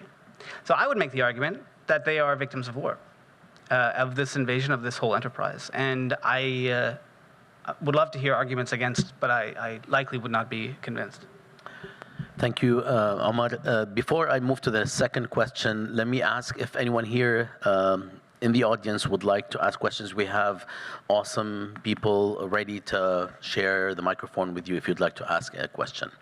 So we have one person. Thank you. Please identify yourself if you don't mind. My name is Shano. I am from Iraqi Kurdistan. I am a graduate student first year at MAS. My question is mostly for a comment that Sinan Anton made. I want to say thank you so much for bringing attention to the 1991, the invasion, the occupation of Kuwait, the sanction, because most of the times these are overlooked in these conversations. You mentioned that the supporter of US invasion were people from liberal and elite platforms. I want to say from a perspective of what we call in this field ordinary people. From that perspective, I want to ask how is it possible to ordinary people in Iraq to revolt or protest against Saddam Hussein while there was no telecommunications, internet, cell phones, any kind of satellite, everything was banned under Saddam Hussein, only local channels that most of the times they would have speeches of Saddam Hussein. So there was isolation between Iraqi people and the other countries. Also inside Iraq, there was no way to protest. So my question is, was it possible for Iraqis to do anything without the intervention of US? from my understanding, even the very few people that were mostly intellectuals and scholars that were opponent to Saddam Hussein, they were forced to flee the country. Because I feel like the fact that the US invasion was not initiated by Iraqi people is not a valid situation for all the other factors involved, including what I mentioned, the lack of telecommunications. Thank you. Thank you. Before Sinan and others, if they'd like to answer, can start. Let me just say that we have 15 minutes, so I would like to ask of the panelists to just be mindful of that so that we can accommodate. We have at least 2 more questions and perhaps another from the audience coming in. Go ahead. Yeah, sorry. Don't touch it. Oh, sorry. Look, if you watch our film later, you realize that, of course, there were some Iraqis in 2003 inside Iraq who took the US seriously and believed that maybe this will help them build a better country. But that didn't happen. But very important to remember, in 1991, during the withdrawal of the Iraqi army from Kuwait, Bush Sr. got on radio and said, I call on the Iraqi people to take matters into their own hands. And courageous Iraqis in most of Iraq's 18 provinces actually staged an uprising. And I was living there, and this is, for 3-4 days, the Iraqi state disappeared in a way. The coercive apparatus, the security cars disappeared from Zayuna, close to where I lived. There was nothing officially. But in the ceasefire agreement signed in the Safwan tent, the Iraqi army asked for, agreed to everything, yes. They just asked the Americans to use helicopter choppers. They asked supposedly to transfer their wounded. And General Schwarzkopf agreed. But later he was shocked that those choppers were used to completely crush and decimate the uprising and kill tens of thousands of people who were buried in mass graves in southern Iraq. And later these mass graves are uncovered to, of course, tell us about the barbarity of Saddam, but not about how the United States had defanged the Iraqi regime, had really eliminated it as a regional power, but they actually also decimated most of the soldiers, draft soldiers in the Iraqi army, but kept the Republican guards because they knew that the Republican guards were actually the buffer to protect the regime. Saddam Hussein got the message, and after 3 days of silence, appeared on the radio and warned all of his enemies about what he was going to do. So before Twitter, before Facebook, before that, tens of thousands of Iraqis protested. Even in Baghdad, there was graffiti saying, Yasqut Saddam. But time and time again, as we have seen later in Syria and elsewhere, people who are very desperate believe the slogans of liberal democracies, and then they're let down and then slaughtered and forgotten.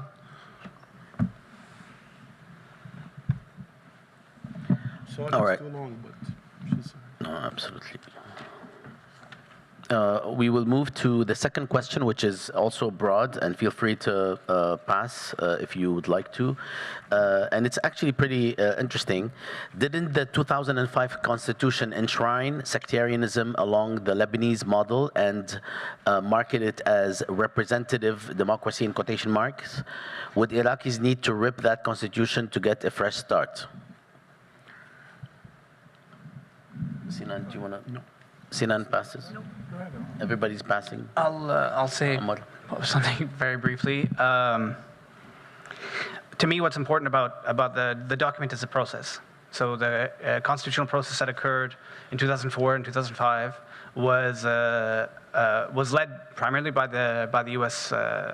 government and a coterie of Iraqi diasporic elite who wrote, first of all, wrote the Transitional Administrative Law, the TAL, the Interim Constitution in 2004, which was supposed to be the basis for the process in which a permanent constitution would be written in 2005. what ends up happening is that the most of the TAL text, which was written by a handful of people, led by the Americans, became, for the most part, the bulk of the Iraqi constitution in the permanent constitution in 2005. The final compromises of that document were made quite literally in Mutbakh, okay, the kitchen of like a handful of Iraqi political parties, led by the prominent Shia political parties and the Kurdish political parties, and a single Sunni political party. I mean, this is what, again, let's not forget the ethno-sectarian context that was kind of created at that point, where they brokered a kind of bargain for the kind of last issues of debate for the document. The final version of that document was not released to the public in the referendum in October 2005 until 2 days before the referendum. Right? So the idea that this document was representative of the constituent power, if you take constitutional theory seriously, of the constituent power of the people, right? It simply was not. So we can debate the ways in which ethno-sectarian governance was, enshrined in the document itself, or more informal, Lebanon and the Lebanonization of the country in the same. I mean, these comparisons are very clear, very apt and pertinent. But it's the process of that constitutional process. And the kind of the joke that it was, frankly, how short it was. There was a moment which they could have extended that process to make it longer for more buy-in, for more political participation amongst a whole host of parties, and they chose not to extend that process. And it is, I don't think, any coincidence that 4 months after the passing of that document, less than 4 months, you had the massive bombing of the Askari Shrine in February 2006, which is seen as the kind of the bigger spark of civil strife between parties that led to the kind of descent of further discontrol or uncontrol of Baghdad for the better part of a year and a half. Just to add to that, the whole concept was so faulty from the beginning that you're going to have a parliament based strictly not on political affiliation, but strictly on sect or religion. And interestingly, in the first draft that was presented, whoever did it by the population came back with 51% representation for women, because that's the percentage of the population. But of course, that was changed, dramatically reduced, but not the other allocations to Sunnis and Shias.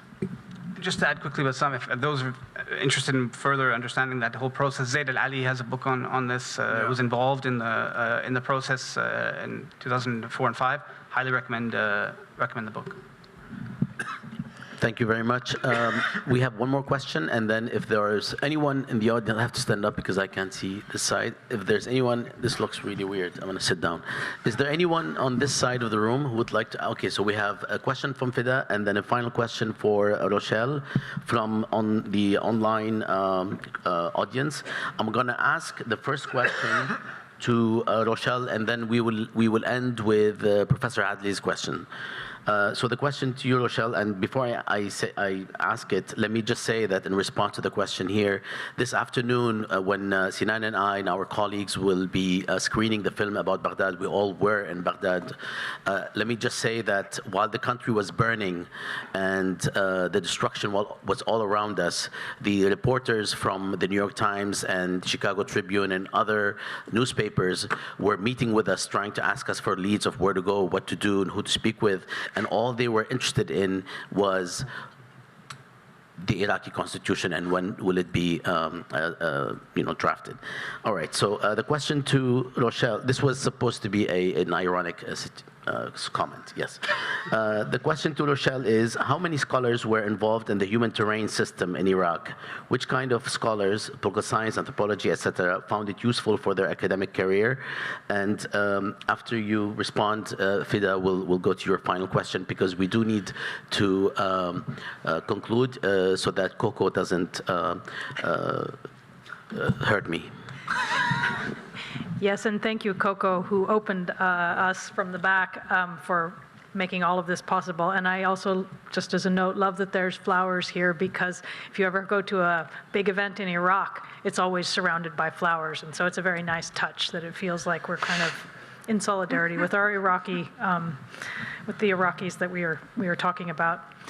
About the human terrain systems, there's lots of books and lots of articles written on this. Not many people with PhDs who were in academic institutions joined the human terrain system. They paid people a lot of money to sign up for this for a year or 2 years or whatever, more money than I make now as a professor at Georgetown. I'll just put that out there.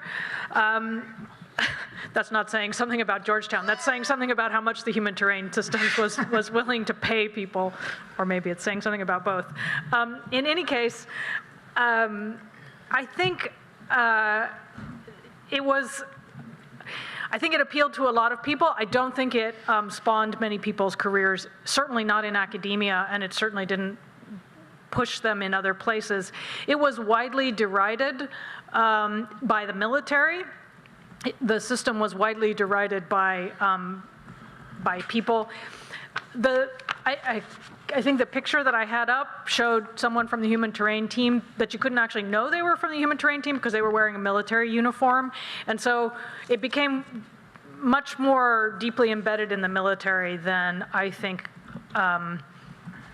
people anticipated maybe. And there was a real turn in the military against what they called this touchy-feely way of doing military work. And so it was never really seen as a success, and I think it never really caught on. A number of human terrain team members were killed in attacks or bombings or other sorts of things, and that was also a bit of a blight on its record as well. So it died a death. It has yet to be revived, and it did not do really well for anybody, Iraqis and Afghans included. Thank you. We'll take Fida's question. I was going to ask 2 questions, but I feel like maybe we only have time for one for that. So long as you deal with Coco, I'm totally fine. I'll just ask the one. So I was, and maybe this is for Pete, but for everyone else too, but it's kind of related to your presentation, Pete. I'm just interested in kind of right now, like current U.S. economic interests in Iraq and how the kind of like terms of the, like the post-invasion kind of terms of agreement with Iraq has facilitated like U.S. investments or U.S. economic interests in Iraq. That's a good question. I'm not the part about U.S. involvement in Iraq that I followed most closely is not actually investments, but rather American connections to the Iraqi Trade Bank and the effort of the United States to monitor and control U.S. dollars that flow in and out of the country, and the suspicion the Americans have that the Iraqi financial system is used by countries and interests that the United States sanctions. And I think that relationship is very deep. It remains one of the aspects of American involvement in Iraq's financial system. But as far as the broader investment, no, I haven't followed that as closely.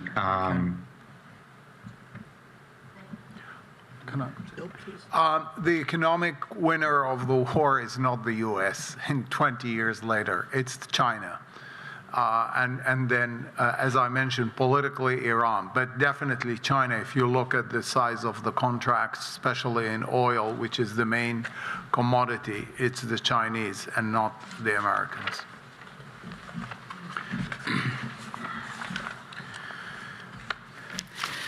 Thank you, everyone, for joining us. Let me just say before I let you go that we have to extend a major set of gratitude to the people who have actually, behind the scenes, did so much for the work to make this possible. Please help me thank Coco Tate and Dana Dirani and all the people who are joining us today from CCAS and helping us logistically with the work, as well as, of course, our esteemed panelists and even those who joined through Zoom. We are very thankful to all of you. This will be, of course, available online as of now because it's being live streamed on YouTube, and join us in just literally a few minutes for the second panel titled Perspectives Perspectives on Cultural Production Post-2003 with speakers Muhannad Hayal, Hanan Khammas, Loki, Regine Shahakian, who is a product of the center, and Sinan Antoun will be moderating. Thank you all for joining us and hope to continue seeing you later today.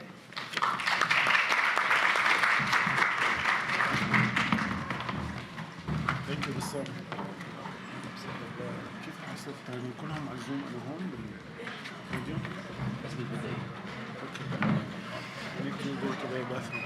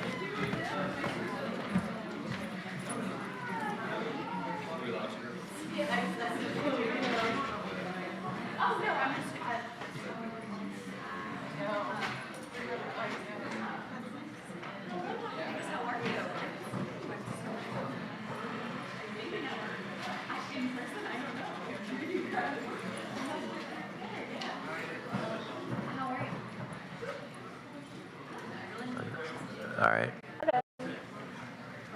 Hello, can you guys hear me? Yes. Hello, hey everyone. Thank you so much for coming, for joining.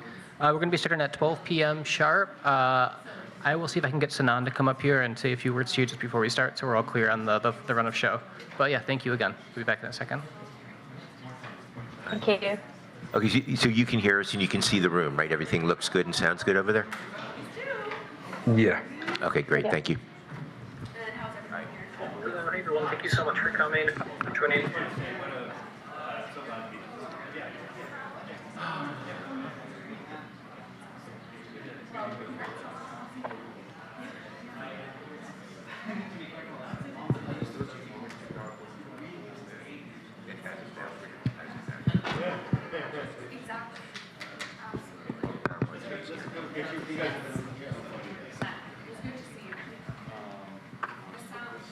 One second. I don't like to leave stuff for the service people.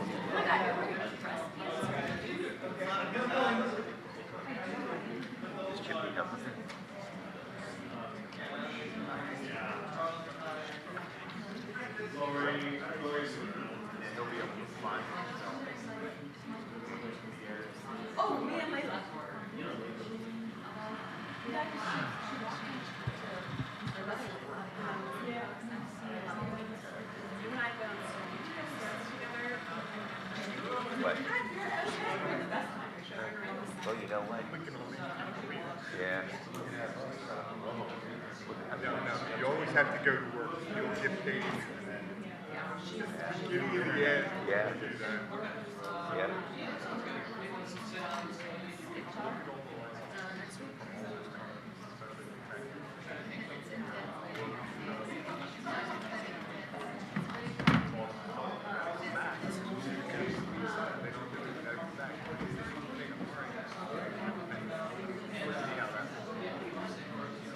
Exactly. Maybe you're right. Maybe we don't need it.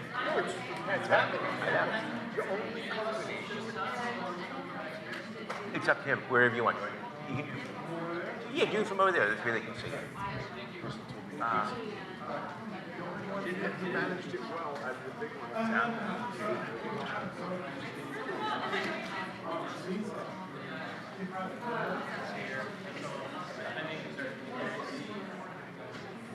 That's what we're here for. I'm glad it's Yeah, working. the hearing and seeing part, that's what we do. That's what we do.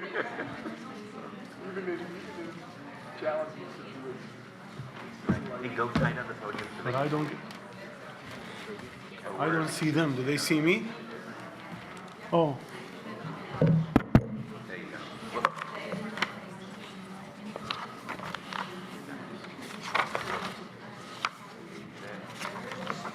Can they hear me? Yeah, hi, can they hear me? Hello? Yes. Hi, everyone. تحياتنا شباب. So, thank you all for being wherever you are. And we're going to go by the order in the booklet or the email you received. So we're going to start with Muhannad, بعدين حنان, بعدين Loki, بعدين Regine. Is that okay? And I don't know how I'll tell you that your time is up, which is 12 minutes. But if you could time yourself. That's very hard, Sinan. Huh? هيكون صعبة يعني 12 دقيقة كلش. اوكي 13 هاي انطيناك زيادة بعد شو تريدين؟ عندش واسطة. My introduction is going to be very short, so I'll give my time to you guys, each 14. I don't care, the rapper dude. Okay? Okay. All right, great. Thank you, Sinan. We'll just, thank you all. هسه we'll just wait for the audience to come back. They're drinking coffee. Yeah, I'm looking forward to it. Thank you for agreeing to. سنان أنا تسمع صوتي حبيبي؟ صوتك كلش حلو مهند، يعني أعتقد أنت يعني ممكن تروح على The Voice وعندك مستقبل تصير فنان متعدد المواهب مو بس مخرج، وهذا يدل على الإبداع العراقي الذي يأتي من التاريخ السومري العريق.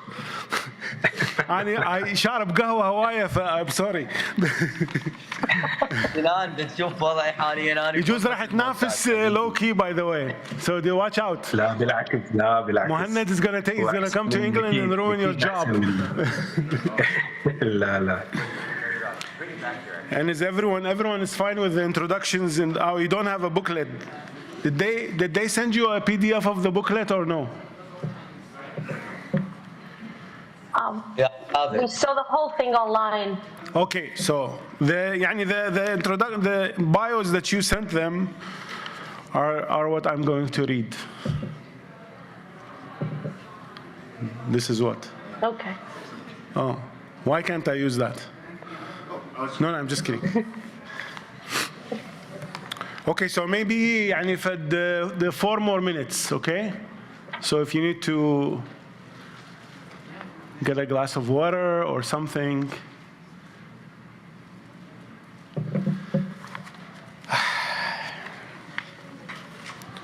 Maybe someone can tell the folks outside to come back.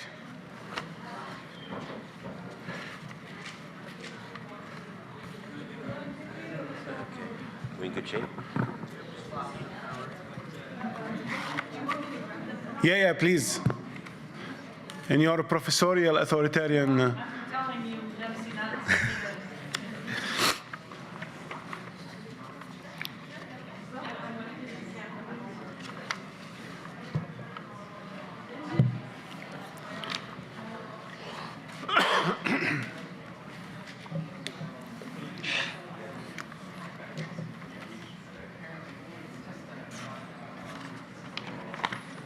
سنان تسمعني حبيبي؟ ايه تفضل. قول. أقول لك 12 دقيقة بالإنجليزي allowed for me ها؟ اتبرع إذا تريد من وقتك تبرع للباقين. والله نطيك من وقتي خدمتك أنا. كون كريم، رمضان كريم. No, as long or as short as you want to. والله دائما أنا أحتاج مساعدتك سنان. أنت شكلك الصوم متعبك كلش الظاهر. مبين عليك. سنان لا مبين.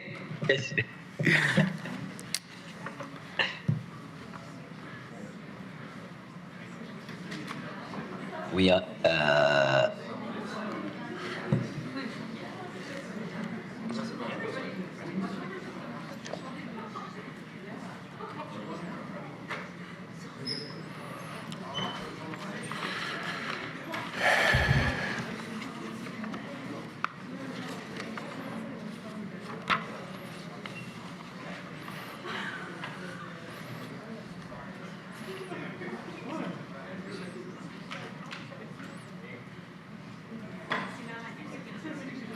Okay, I think we're going to just make sure that Loki is back also because he's, okay, there he is.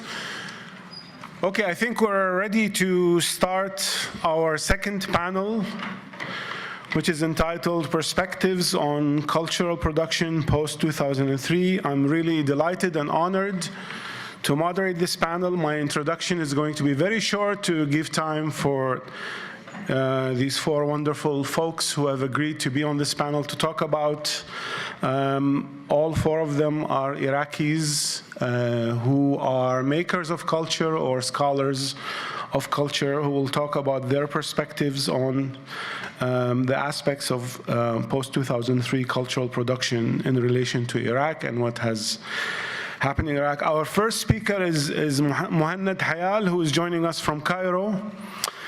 Muhannad Hayal was born in 1985 in Iraq. After graduating from Baghdad University's Faculty of Fine Arts with a cinema degree, he gained considerable production experience by working on several feature films and participating in film workshops across the world. His films have been supported by and officially selected in various international film festivals, including Berlinale, Venice, Tribeca, Göteborg. Hayal's first feature film, Haifa Street, 2019, won the Best Film Award at the Busan International Film Festival, as well as the Best Film and Actor Awards at the Cairo International Film Festival. Hayal has worked as an independent film producer in Iraq for over 20 years and along with other Iraqi filmmakers founded the Iraqi Independent Film Center. He also held the position of Cinema Department Director at the Iraqi Ministry of Culture, spearheading the Baghdad Grant for Independent Films since 2019. In his latest endeavor, he executive produced and co-wrote the Iraqi TV series The Red Zone in 2021. Welcome. Give a big hand of applause to Muhannad.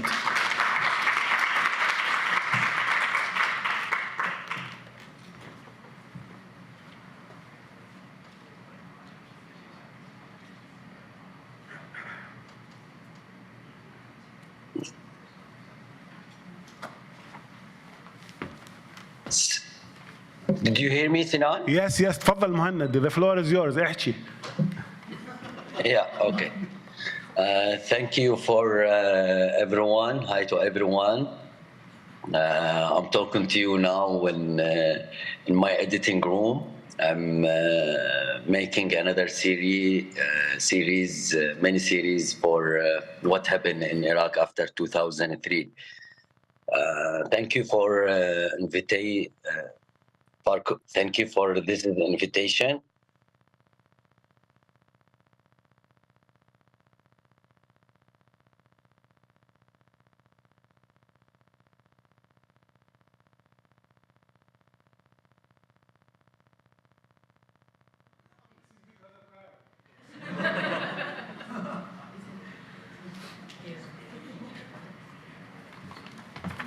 So I hope we get him back, but if we don't, maybe we'll move to Hanan, our second speaker. I'll just wait a couple of, sorry about that, but internet, nothing against our Egyptian brothers and sisters, but internet in Cairo is, as most of you know, is... يلا مهند وينك؟ حبيبي سوري بس الانترنت بمصر مشكلة, you know that. Okay. So sorry. ممكن audio بس بدون صورة. Maybe it's better.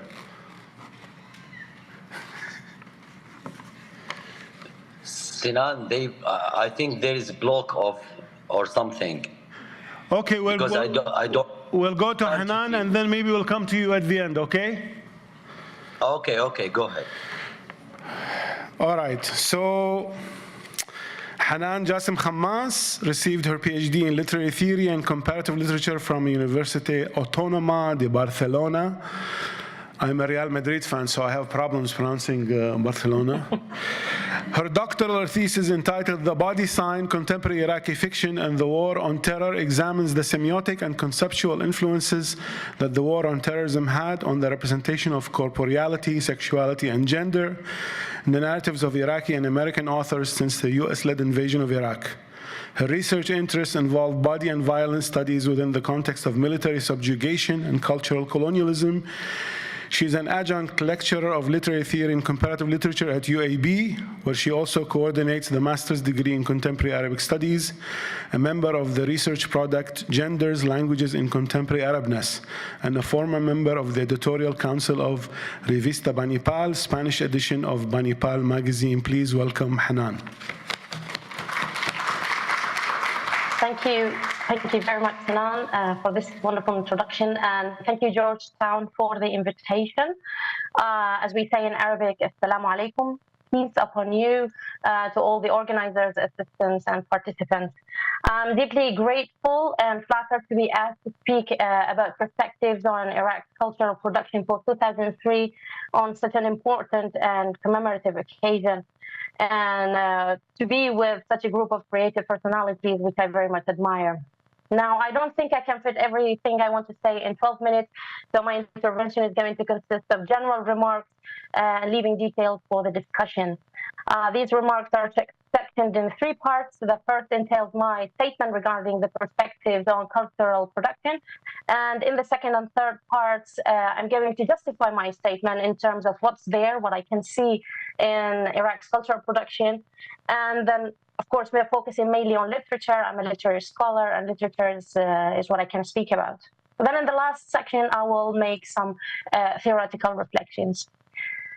So to outline my statement, there is no way for me to begin without quoting a line my mother used to say. My mother is an Iraqi journalist and an activist. She was the director and the founder of the Occupation Watch Center. And in her US tours and public talks against the occupation, she used to say, "It is not enough to demand peace in Iraq, but it is also important to fight for justice." And over the past 20 years, that sentence shaped the way I examine and think about Iraq's cultural production. In the light of that idea, I argue that we need to be very careful in determining the perspective from which we look at any literary and any artistic production in context of coercion. And by careful here, I mean constructively critical. It is not enough to give visibility to Iraq's cultural production, and it is not enough to make that a quota that would confirm our diversity and awareness of the damage done, and as that has limited the reading and the dissemination of Iraqi literature as an object of a study wrongly named and classified as war literature. It is also very important to do justice towards the post-2003 creativity. And that is done when we honor this literary and artistic production by examining it as such. That is, by assessing its aesthetic value and its creative capacity to relate and respond to the great concerns of modernity and human thought. So it is not only, Iraqi literature is not only a record of pain and trauma, it is not only an infinite narrative of collateral damage, to quote the title of Sinan's novel, but it is also a testament to the will to be and to a sovereignty threatened under becoming a bare life and under a bare life under the savagery of neo-colonial militarism. And above all, it is a testament to life and creativity. So as far as literature is concerned, this testament to life and creativity translates into abundance in literary writing, and particularly in the narrative genre. According to the research of the late scholar Najm Abdullah Kazem, and also the Iraqi author and literary editor Samuel Shamroon, between the years 2003 and the year 2018, there have been more than 700 published fictional works in Iraq. A number, the Shamroon says, that surpasses the ones published in Iraq throughout the entire 20th century. And I would like us to think about that for a minute, and let us not be fooled thinking that this flourishing in literary creativity is a fruit of imported democracy or freedom of speech or prosperity. The tendency towards writing fiction is a shift in the medium that conveys poetical language. Thus, scholar Haytham Bahura shows poetry and short stories have been the predominant genre in Iraq's expressivity. However, Bahura argues, and I here quote, "In the face of unimaginable violence and in the collapse of state institutions, fiction has played an important role in narrating the untold experiences of Iraqis during years of war, occupation, and civil conflict. This burden of representation placed on literature is particularly critical in post-2003 Iraq, which has witnessed the dissolution of a coherent national space and a constructed public sphere. The novel intervenes in this context to narrate the intensity of horror of war and its impact on the individual, who has often served in literature as a metaphor of a broken nation. Now, in addition to that, I argue that storytelling has been and still is a major concern of postmodernity. The novel's polyphonic capacity of containing and articulating discourse makes it the recourse to exposing the complex reality of contemporary subjects, and to show, of course, incredulity towards the meta-narrative imposed by both the nationalist Ba'athist regime and also the colonial, neo-colonial, and Orientalist discourse of the war and in favor of the war and invasion of Iraq. So in this sense, what used to be yesterday's poets are today's filmmakers, rappers, novelists, visual artists, and also critics. And naturally, this tendency towards fiction, towards storytelling as a medium of poetic language, brings around a new fictional subgenre. So we can talk about the first anthology of science fiction in the Arab world, Iraq Plus 100, an anthology of science fiction edited by Hassan Blasem, imagining Iraq after 100 years after the invasion in 2003. Curiously enough, this anthology was followed by Palestine Plus 100, imagining Palestine after 100 years from the Nakba of 1948.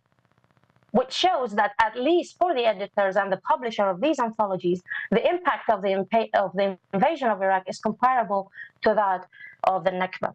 Now, of course, these are not the first attempts of writing science fiction in Arabic, but these are the first sci-fi anthologies to receive international recognition, translations, and awards. In addition to science fiction, there is also the so-called fantastic fiction, defined by the scholar David Roas as the genre that presents an aesthetic alteration in narrative logic and the problematization and a questioning of the notions of reality. Sinan Antoun, Hassan Blasem, Ahmed Saadawi, Ziya Jubaili, Abdelhadi Sadoun, among many others, are known to write in this genre. There is also the first anthology of noir fiction, which was presented as part of Akashic Books' noir series, Baghdad Noir. It came after Beirut Noir, Marrakesh Noir, and Tehran Noir, whose editor, the Persian author Saral Abdu, is also one of the authors in Baghdad Noir. And another author in that anthology is the American author and the U.S. veteran who served in Baghdad between the years 2003 and 2006, Roy Scranton. There is also the Tunisian author Hayat Reis, and together with many Iraqi authors. And this plural perspective in narrating the city shows how Baghdad is part of the consciousness of its neighbors, visitors, and invaders. All authors of this anthology have lived in Iraq for a period of time, and it shows how Baghdad in these works is the locus of a semiotic cultural dialogue. Professor Haytham Bahura also talks about the genre he termed the post-colonial Gothic, and he defined it as a literary genre expressly concerned with the questions of history and the return to the repressed through dark narrative that staged spectacles of horror through the use of the supernatural, the uncanny, and the monsters. End of quote. Now, other than this glorification in new genres, and of course they are new within the context of Iraqi literature, there is also an increased interest in translating, awarding post-2003 Iraqi fiction. And I'm not going to go through those awarded and translated works, but I want to highlight this interest in promoting post-2003 Iraqi fiction, because this is where we need to be careful. Clearly, the question that the genre proposes and expresses a need, or it shows a need to express the predicament of the population under prolonged suffering. And this attention in promoting that particular literature of this particular period of time shows an act of solidarity with a traumatized people. But, and this is where my third and last section began, what we are dealing with here is a materialization of real people suffering into a cultural product. subject to market demands, experts' evaluation, interrogation, and examination. And the question rises here, what is being valued here, the aesthetic equality or the intensity of the suffering? For, on one hand, sometimes this cultural product is a culture of luxury that serves the narcissistic gaze. And then on the other hand, this leads authors and consumers into a banalization of violence and suffering. Literature and art that assumes the ambitious task of showing the world the suffering and the violence of wars and catastrophes relies heavily on a discourse of pathos, which is unfortunately has become important for works to be selected and promoted in film festivals, book fairs, rather than to be critically addressed to for questions of hegemony and resilience. The excess of information on the suffering of others and the massive production and the promotion of such narrative does not alleviate the victim's pain, however. And the reality on the ground shows that it does not stop the violence or amend the victim's circumstances. It is something that has been also spotted by the poet Sargon Pauls in his poem The Corpse, and in the commentary which Sinan Antoun has on that poem. Antoun says, and I quote, "The poem reminds us of the challenge and the difficulty of attempting to speak for and on behalf of the victim's torture." And to that I add, it reminds us also of the evil in promoting the suffering of others in the format of a cultural product. The only thing that the focus on suffering can do is to ease the viewer's or the reader's moral consciousness through the act of sympathizing with the pain of others, distancing them from the victim, yet giving the viewer and the reader a sense of authority and moral satisfaction of being aware of the other's feeling. And of course, being aware of that pain without living it. The consumption of such narratives grants the viewer full experience, that of watching, of feeling, of knowing, and of judging. It gives them an entitlement to speak of the victim's victimization, to do something about it, to intervene, to help, and to save. And of course, these are the classic cliches of modern colonial chauvinism. It should be very clear, however, and these are my final remarks, that I am by no means suggesting that it is immoral to write about violence and suffering. What I'm pointing at here is the need to work on instruments of representations that wouldn't limit the Iraqi self to being a suffering site, but rather to emphasize its ontological status as an outspoken subject. Criticism and scholarship should look deeper and wider to avoid falling into the banalization of violence and suffering. So, for instance, what we need to think about is how the invasion of Iraq is represented in other literatures like the Spanish or the Italian, who also participated in the military operations in Iraq. Or maybe we can think of the links of the experience of the invasion of Iraq with other experiences of coercion and hegemony, such as the Vietnamese or more recently the Ukrainian. Another debatable aspect in contemporary Iraqi literature is the relative absence of the invading soldiers or the actors of the invasion from Iraqi narratives. While the Iraqi character is present in the very many veterans writing as a source of trauma and terror, or as a justification of war and invasion, most Iraqi authors refrain from engaging with the invading soldier as a character. I can name only very few works where the invading army and institution are central, or at least at the background of the narrative. And I have a couple of reasons for this phenomenon, but I will keep that for the discussions. Now, what I left out is mentioning the feminist discourse in contemporary Iraqi literature, which requires at least another event like this one to be able to be discussed thoroughly. But I want to finish with one clear point, that despite everything, I'm optimistic. And I believe that the protests in 2019 brought about a sense of revolutionary discomfort. And it showed that Iraqis, or at least Iraq's younger generations, refused to be framed within this narratives of victimization. And I'm sure that this has made at least some authors to think twice, if not many times, before making any aesthetic decisions. Thank you very much.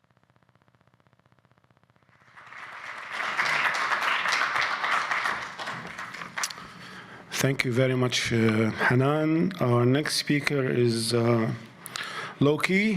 Kareem Dennis, aka Loki, is a British Iraqi hip-hop artist, academic, and political campaigner. He's a patron of Stop the War Coalition, Palestine Solidarity Campaign, the Campaign for Nuclear Disarmament, and the Peace and Justice Project, founded by Jeremy Corbyn. He also sits on the board of advisors for Declassified UK, a website that investigates the British Ministry of Defence and Intelligence Services. He has spoken and performed on platforms from the Oxford Union to the Royal Albert Hall and Glastonbury. And I should add, he's a great artist and rapper. You should follow his work, and he's very active on social media, and you should follow his Twitter account. Thank you, and the floor is yours. Thank you very much, Sinan.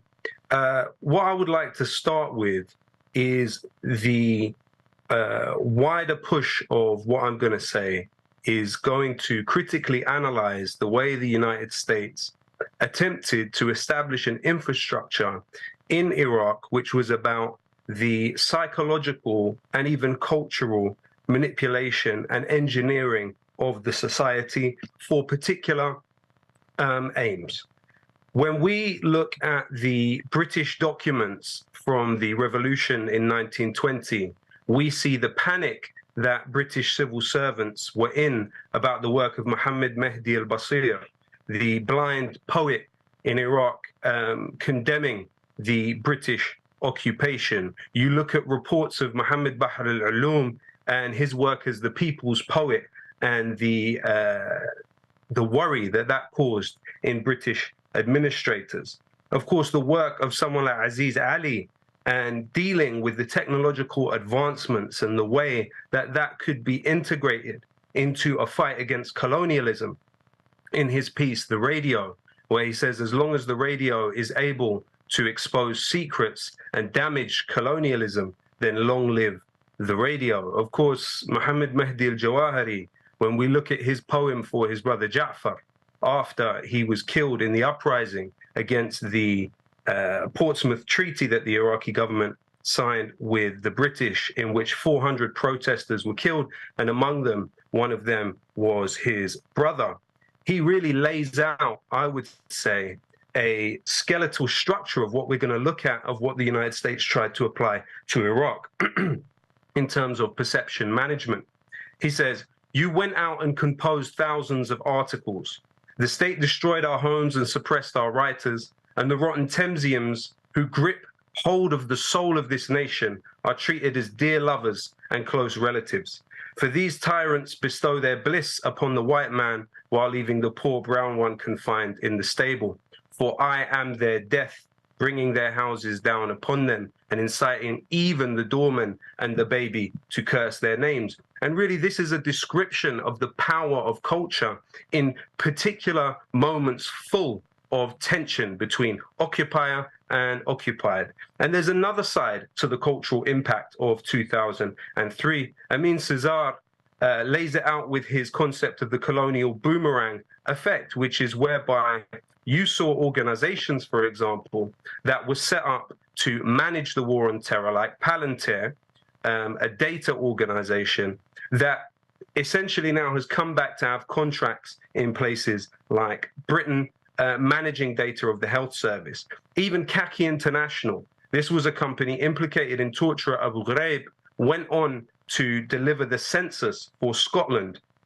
And then you see in US culture the manifestation of the Iraq war with things like computer games, 6 Days in Fallujah, about placing the game player in the position of a US soldier and being part of that horrendous campaign, which started with the occupation of a primary school and ended with the use of white phosphorus and depleted uranium. And then the naming of a US warship after Fallujah, again, the imprint on US culture of the war in Iraq. And Chomsky has made the point that the toxic legacy and cancer rates in Fallujah are actually worse than Hiroshima. Hiroshima saw a 17-fold increase in leukemia. In Fallujah, they have found a 38-fold increase in leukemia. In fact, from Madonna to Lady Gaga to Rihanna, you have seen musicians in the United States use the aesthetics of the occupation of Iraq for music videos.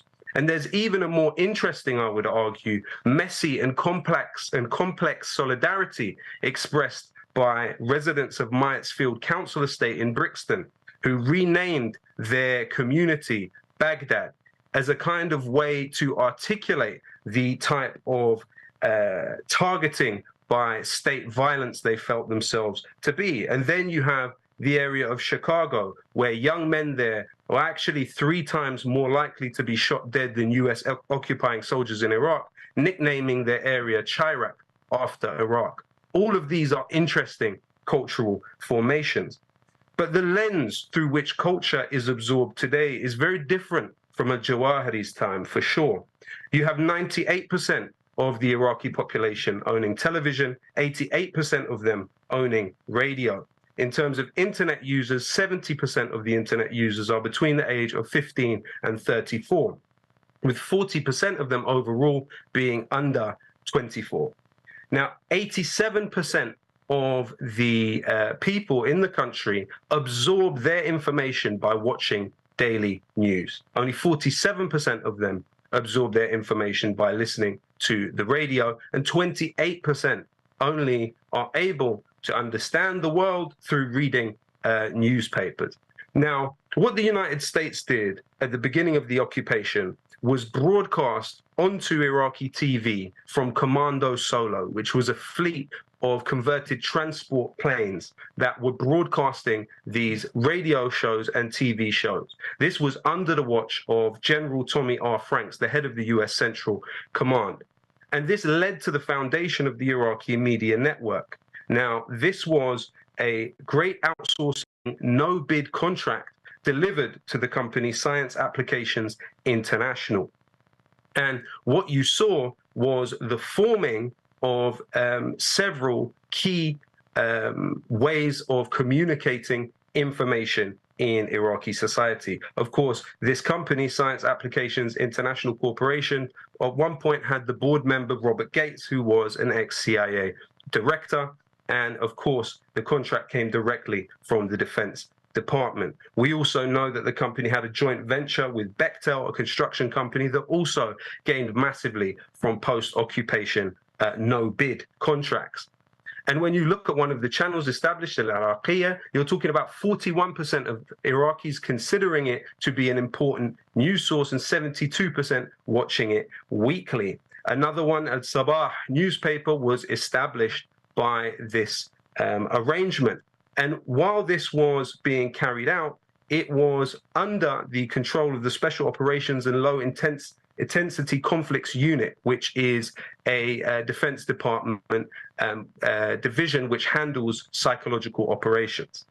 In addition to that, you see Radio SOA and Al Hurra, which are directly funded by the US Broadcasting Board of Governors. And of course, this is, Al Hurra, for example, is 25% of Iraqis consider it to be the most important news source that they cover, and 55% of the population are believed to watch it weekly. And this is what could be defined as soft power and an attempt to form the culture of a society. What we also see is the big 3 companies that gained off the psychological operations contracts that became available in the first few years of the occupation. One of them, as I mentioned, was Science Applications International Corporation. Another one is Lincoln Group, which was actually led by a British man from Surrey, which established something called Iraq X, which was focused on the creation of strategic public relations and an outreach to target audiences. And this was hundreds of millions of dollars that these companies were awarded. And the focus of this company, the Lincoln Group, was to alter Iraqis' perceptions of the coalition forces. And this was headed and directed by the Information's Operation Task Force in Baghdad and was led by the Lieutenant General John R. Vines. Now, these interesting psychological operations have come under a little bit more scrutiny now, with particularly the Lincoln Group being identified as planting fake news stories in Iraqi media. The Lincoln Group claimed to have connections to 300 Iraqi journalists across the country. And what was even found is that the Lincoln Group had been paying religious scholars in return for assistance with propaganda services. Now, another of the big three is Cy Coleman, which was also part of the psychological operations. It was a subsidiary of L3 Communications at that time. And what has now happened is that L3 Communications transitioned into L3 Technologies, which is today an arms company that brings in tens of billions of dollars per year. We know that the British were also attempting their own psychological operations in the South when they began their occupation by distributing 10,000 copies of El Zaman newspaper, named after the Times in England, which is, of course, well known for its connections with British intelligence services. And the interesting thing about what the occupation did was it established an unregulated space with an unclear social contract. And the unregulated space really allowed for the blossoming economically of particular companies based in Virginia in the United States and other places that led to a transfer of wealth in different directions. But what the United States actually also attempted to do was establish simultaneous to that a strongly regulated environment, both culturally and in a media sense. So what you saw was the CPA as early as June 2003 issuing guidelines for all media outlets in the country and forbidding them from what they would term as incitement against the occupation authority. And you even saw US soldiers raiding the offices of newspapers that were deemed to be in breach of those regulations. So much for democracy. Now, another part of this attempt to essentially engineer the society is what those in US power circles refer to as cultural diplomacy. So you have an organization called American Voices, which actually launched Iraq's first hip-hop academy in 2007. Now, American Voices is, of course, funded by the US Embassy in Iraq. And this was supposed to bring cross-cultural engagement to countries in transition. And according to a spokesman for the organization, Ashley Bright, she said it was a way to, on one hand, change the perception of the US and American culture in that country, and on the other hand, create an inroad for a different type of diplomacy, a cultural diplomacy. And what that led to was in 2013, the first hip-hop dance crew, First Step Iraq, going on tour in the United States. I am not casting any aspersions about people that work for these organizations or have been part of any of these projects. It is it's the need for outlets that creates this ability to warp art. You know, what we're talking about is the warping of art here. When an embassy like the US Embassy, which is engaged in the occupation of a country, is funding the art, there has to be a way in which you can critically engage with that and see the power dynamic as having an effect on the art that will be created. And I only actually know about this hip hop project because I was actually mentioned in the article as a rapper that identifies as Iraqi. So hence I was somehow initiated into this process. My existence was used as somewhat an argument to justify these kind of US projects. And then what you've also seen is the US Embassy, through American Voices, run another event for 5 different Iraqi orchestras.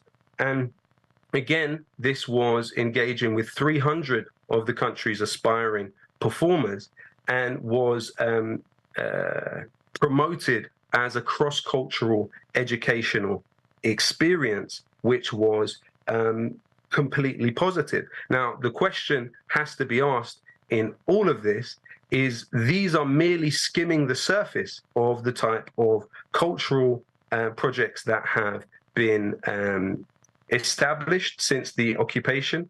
And the question has to be is what are the consequences of these types of these types of initiatives. Now, I was someone that at one point was asked by the British Council to accompany them to Iraq, and I refused this because, you know, the British Council is the cultural propaganda body of the British government. It was established that way. It has previously included on its own websites BP and BAE Systems as clients of it.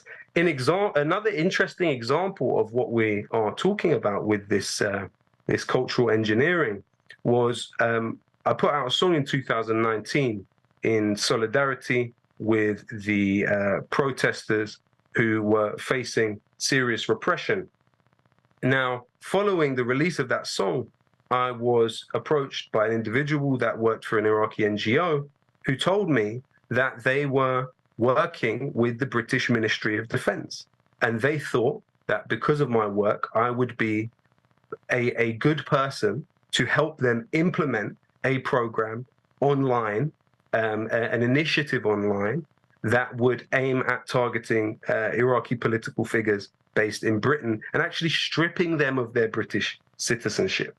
Now, by my estimation, that would be not a good thing to do. And I made clear to the person that I have absolutely nothing positive to say about the British Ministry of Defense, and I absolutely would not be involved in this bastardization of my art.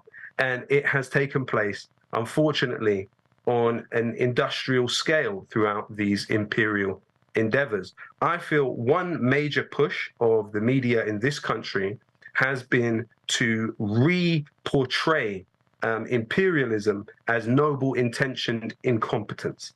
And I think that that is quite a harmful notion for people to absorb and take into the way they understand these things. We have, of course, a popular talk show, which is all the rage and viewed by millions across Iraq. But the script writer of the show in English is someone by the name of Elizabeth Siegel, who previously worked for Madeleine Albright. Now, I'm not using that to discredit the talk show, but I do believe it should be taken into account when understanding the information being communicated by that important show. You also have a show that was popular here once upon a time in Iraq. It was co-written by an employee of Chatham House. Now, Chatham House is also funded by BAE Systems, Lockheed Martin, and the US State Department. These are relevant to the conversation about cultural production.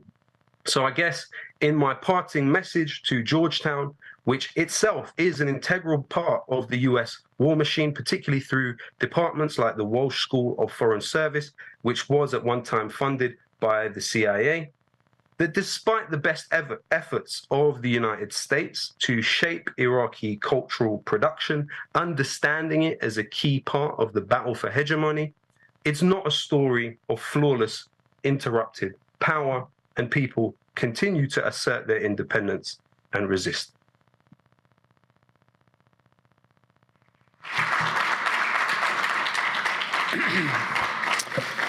Thank you, Kareem, so much for that rich presentation. Our next speaker is not a stranger to Georgetown. She graduated from the Center for Contemporary Arab Studies, even though she didn't put that in her bio. And I'm proud to say that she was at a point my advisee when she finished an MA at the Gallatin School at New York University. Regine Sahakian uses writing, teaching, and art making to examine critically the relationship of contemporary art and culture to coalition wars in Iraq. She founded SADA, an arts education initiative for Baghdad-based students, operating from 2010 to 2015 in Baghdad. Sahakian curated Iraq, Reframe, the Montalvo Art Center, Sajjad Abbas and Laith Dair City Limits at VCU Qatar, and Shangri-La, Imagine Cities, Los Angeles Cultural Affairs. She has taught at California Institute of the Arts and published in Warscapes, Eflux Journal, N+1, Hyperallergic, Camera Austria, The Derivative, the Beirut Art Center, and Art Forum. Recently, Sahakian created an anthology film with members of SADA for Documenta 15. Please welcome Regine. Thank you so much, Sinan, and for the invitation. I actually didn't graduate from Georgetown because as the war seemed that it was starting, I dropped out of the graduate program. There was just too much excitement around the war beginning. So I didn't complete the master's degree there. But I was very happy to go to NYU and to be able to work with you on my studies there. I appreciate very much the comments prior and illustrating so many of the issues that are sort of endless and can be very overwhelming to think about, as are things like the anniversary of the invasion. I think the anniversary is a very difficult thing to think about, as there's the 1-year anniversary, 5, 10, 15, and here at 20.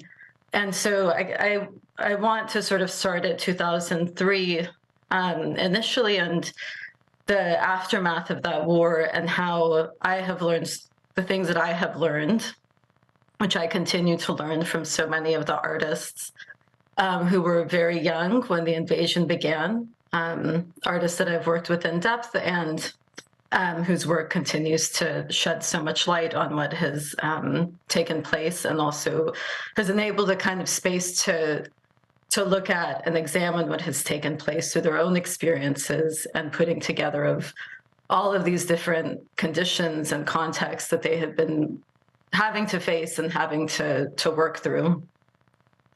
When I first went to Baghdad, it was 2010. When, as an individual, I had gone many times before with my family to visit in the 80s and 90s. In 2010, I went as an adult to look at starting SEDA, which I wanted to first talk to people, artists who were working there, to see if it was useful or not. And when I arrived, we were landing, and at the airport, which is near Al Fa Palace, I saw this thing that looked like a blimp in the air. And I landed, and I was asking my cousin who had picked me up, what is this blimp in the air? What is it doing? It was this really strange, huge object in the sky. And he sort of laughed and said, it's the Americans, they're taking pictures of us. And it was one of these aerostat balloons that had been placed all over Iraq, actually, but particularly around the capital. And this was above Al Fa Palace, which actually is now the American University of Baghdad. So there was this interesting interplay of landing, which on the plane were so many military and contractors and people going into the city for their reasons. And also this recognition from the residents of the city that they were being watched and surveyed, not only from the checkpoints that were all over, not only from army and military going into their homes in the middle of the night, but also from the sky. And everyone was aware of this. And I think this is one of the ways that we have maybe forgotten sometimes how much people who are living in the cities and Iraqis have been in the crosshairs, literally in the crosshairs on the ground from the air for so many years and so many days, and not necessarily had an opportunity or the space to be able to work through that or to work from that position because of the difficulty of being in that position for such an extended period of time. And so I think when we talk about cultural production, there is this enormous amount of production that has taken place that we still haven't worked through or really know the scale of. You touched on the amount of companies that have so much data, and how we see the cultural production of Iraq, which is literally in everything that we touch and do. The scale of the technology that was taken from Iraqis through biometrics, through fingerprinting, through all of the ways that Iraq served as a kind of data center and prison center, even if people weren't necessarily jailed, although so many people were, all of that has fed into the culture that we all live in now, and the kind of technical advances that we are living with every day, and that sort of surround us constantly. And so we we have Iraq in everything that we do, whether we realize it or not. And that's not only for Iraqis, although of course they need to be centered in any kind of conversation around this kind of production. I also think it's important to understand what was happening globally in arts at the time in this space after 2003. So the enormous amount of money and capital that was injected into the global economy in the invasion of Iraq also enabled this enormous kind of push for contemporary art of the Middle East, which became a huge market after 2003. And we see this particularly in the Gulf states, which became very sort of infamous for these massive, star architect-built museums, cultural centers, extremely funded initiatives, this idea that they were opening up to the world, and mainly done through this engine of contemporary art, which is also an incredible vehicle for finance and for money laundering, and also for public relations and psychological operations. So you have this enormous amount of cultural production also being utilized in the Gulf states and used in the Gulf states, which had a major economic participation in the invasion alongside strategic partnerships, and was able to become a platform for content creation and the proliferation of this idea of contemporary art of the Middle East. So you have in 2007, you have the first ever auction of contemporary art from the Middle East with Christie's and Sotheby's opening in Dubai. And then onward, you have, the sort of museums that are established in Qatar, in other parts of the UAE, and in the last few years, much more publicly, Saudi Arabia, which also, alongside this, held these started to sign and hold these, from the 90s and onwards, these enormous military partnership agreements for the United States to wage their wars in Iraq, but also through the war on terror in Afghanistan as well, Syria, Libya, Yemen also. So there is this kind of hand-in-hand work of military and cultural production on a scale that maybe is even unprecedented, with the kind of money and building that took place in the region. As that's happening, Iraq obviously is undergoing the occupation and the constriction of opportunities that I feel is much more compounded as the years went on.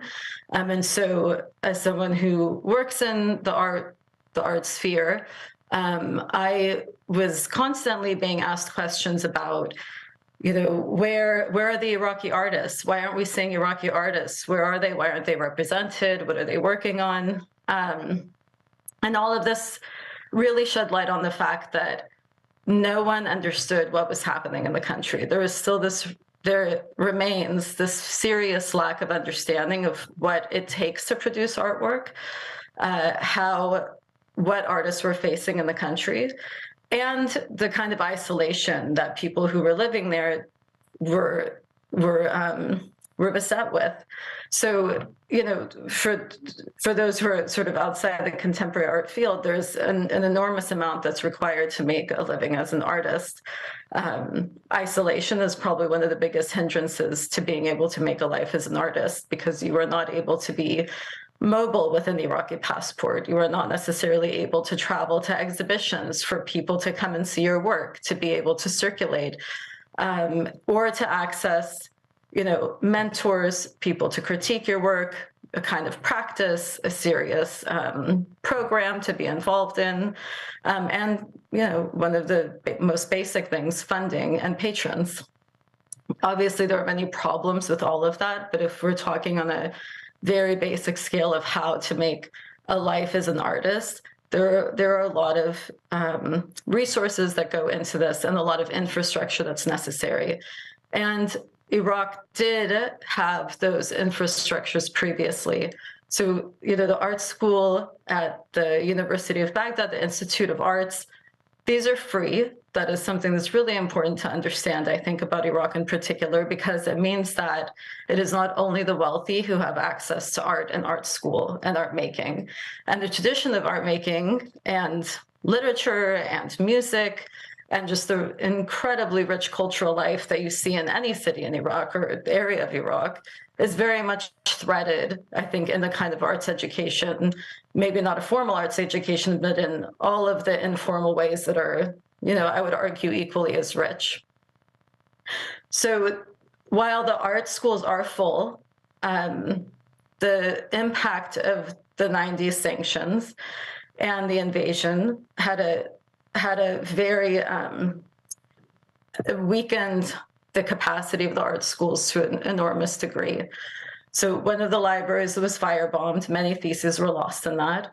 The huge drain of people that took place, of professors and artists who are now outside of the country and not going back.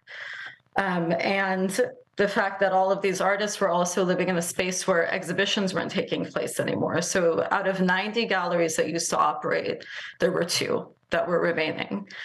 And now, and I would say in the years after, the people who are collecting art or funding art are, a lot of the kinds of actors you would imagine, people who were involved in major contracts, in the war, in very corrupt banking and government systems.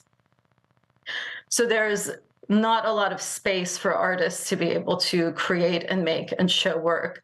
A lot of that is changing. I think that it seems that many artists are taking it upon themselves to create spaces for their work. But for many, many years, you would see the same kinds of articles coming out, I think, in international newspapers. I think every year or so, there's an article about the renaissance of art making in the capital and that artists are finding their way. And it's oftentimes used as a sort of feel-good story about the war and about Iraq, whether it was artists painting murals on the blast walls in the city, or whether it's the same 2 galleries that are always interviewed about holding exhibitions again. But I would also argue that this is a very short-sighted way to look at progress or to look at support for artists. There is an enormous amount of rich work and material that artists are working with. And I think that some of the art that has come out displays the very strong kind of work that is possible and that is being undertaken by many of those artists. But the way that art is also being used needs to be critiqued as well. So, for example, of several major exhibitions that have happened outside of Iraq, we can look at 3 in particular. One was at the Islamic Museum in Doha, Qatar, where there was a large exhibition on Baghdad that was to coincide with the World Cup. So apart from the human rights abuses of the World Cup, which is their own conference, there is an exhibition to go along with it, which was on the storied city of Baghdad and its relationship to the Gulf states. I was asked personally to write an essay for the catalog about the people of Baghdad and the people of after the occupation. I told them that I wouldn't be able to write something on that for an exhibition taking place in Qatar unless I touched on the fact that Qatar was the central command station for all of the U.S. military to fight the wars in Iraq, which obviously had the impact on the people that I was supposed to write about. I was told that that was not the nature of the exhibition or the kind of occasion for it, because people were there to celebrate the World Cup, to feel good, and to see the relationship of Baghdad to these kinds of cities in the Gulf. And I think what was really telling about that, I knew that I had a feeling that would be the answer. But what was very interesting about that conversation was that in this exhibition, they were making a correlation between Baghdad as a city and Silicon Valley. So saying that the Baghdad when Baghdad was first being established, it was attracting talent from all over the region, participating in innovation and really starting to flourish in arts and cultural and technology, and that was how we might know Silicon Valley now. There are actually, as we've mentioned, all of these ties between technology and Iraq, but that is not one of them. The Silicon Valley is not what Baghdad was thousands of years ago. So there is this interesting kind of use of Iraq.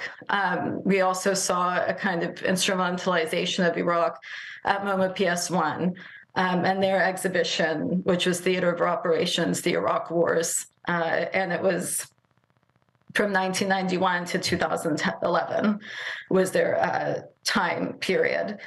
And this was a major exhibition at the museum in New York. I did write an essay for that. And when we arrived at the museum to discuss some of the issues with the leadership at the museum, because MoMA PS1, we found out the head of the board, Leon Black, major hedge fund owner of a company, owned and acquired Constellus, which acquired the company formerly known as Blackwater, and now known as Academy, and a number of other mercenary groups. So they were in operation at the time of the exhibition. This was November of 2019.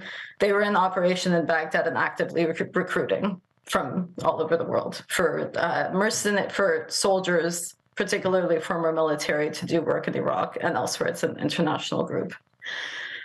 So two artists, two young Iraqi artists that were involved in the show, Ali Ayal and Ali Yas, wanted to protest this along with several other people who were involved in the exhibition, myself included, Janan Al-Ani and others. And so the artist Janan Al-Ani. And so we spoke to the curators about this, the fact that he was on the board, and we were basically told that this was not an issue, that this board member was not involved so much in MoMA PS1, just at the MoMA.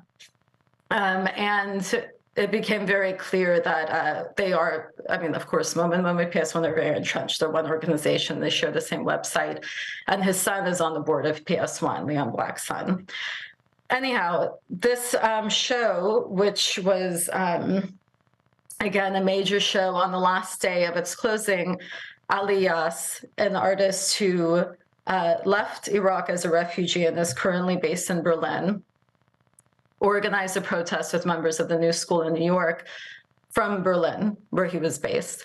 And the idea was on the last day of the show that the protesters would come in who had observers, legal observers with them, to tear replicas of his work in protest, and Ali would say a few words from and be sort of present in the space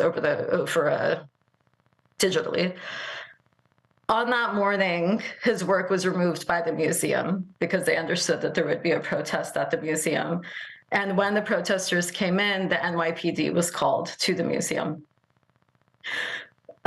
So Ali was basically, his work was taken down on the last day without his consent. The museum said that it was in danger and under threat of violence, and that the protesters were threatening violence. And those who were at the museum talked about NYPD cars surrounding the museum and police throughout the levels. So what we saw there was a kind of insistence on allowing Leon Black and his owners, basically, major contributions to the museum, any protests around that to be silenced. And for the artists in the show who were protesting, who were artists who were directly impacted by the invasion, to be criminalized and silenced, attempted to be silenced. It was very much an act of Homeland Security, the kind of policing of Ali Yas, even as he did the protest from Berlin.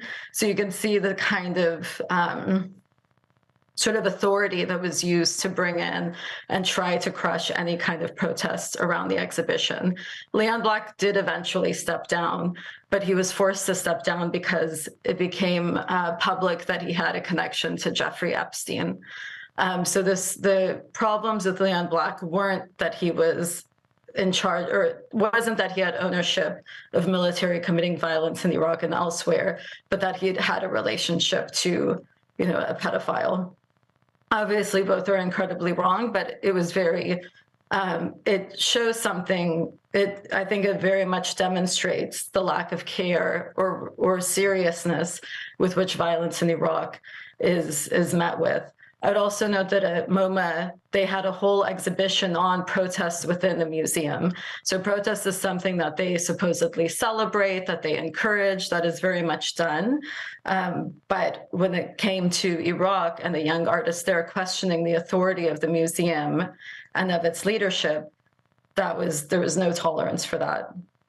And then the final exhibition that was the most recent was the Berlin Biennale, where 3 young artists, Laith Karim, Ra'ad Mutar, and Sajjad Abbas, whose works are very much connected to Iraq, connected to the events that they underwent as young artists living and working there, and that are very political, were put in context and in relationship to an artwork by an older French artist, which is basically enormous blown-up images from Abu Ghraib. When we protested that work being put in relation, we were basically told that we were using identity politics and that there was too much of an emotional connection that we had to Iraq to be able to see clearly that there was no issue with this, and that showing these images was very important. I have to sort of point out that these were nothing additional was done to these images than what we have seen. They were just large, life-size, blown-up images of Iraqi men, the pictures that we know of being raped, tortured, murdered, who were corpses in life-size, and juxtaposed with the Iraqi artist's work without any of our consent or knowledge. I would also note that this was a massive biennale with many, many artists who work on different notions of politics and their artwork. And it was only when we saw those images in juxtaposition with the work that there was a protest and that there was any kind of critique of it, as well as reviews of the Berlinale. There were a number of people who noted there was an uncomfortable piece, but no one that said, this is not acceptable, or this should be taken down, or why are images of torture being used as an artwork and authored by an artist in this way.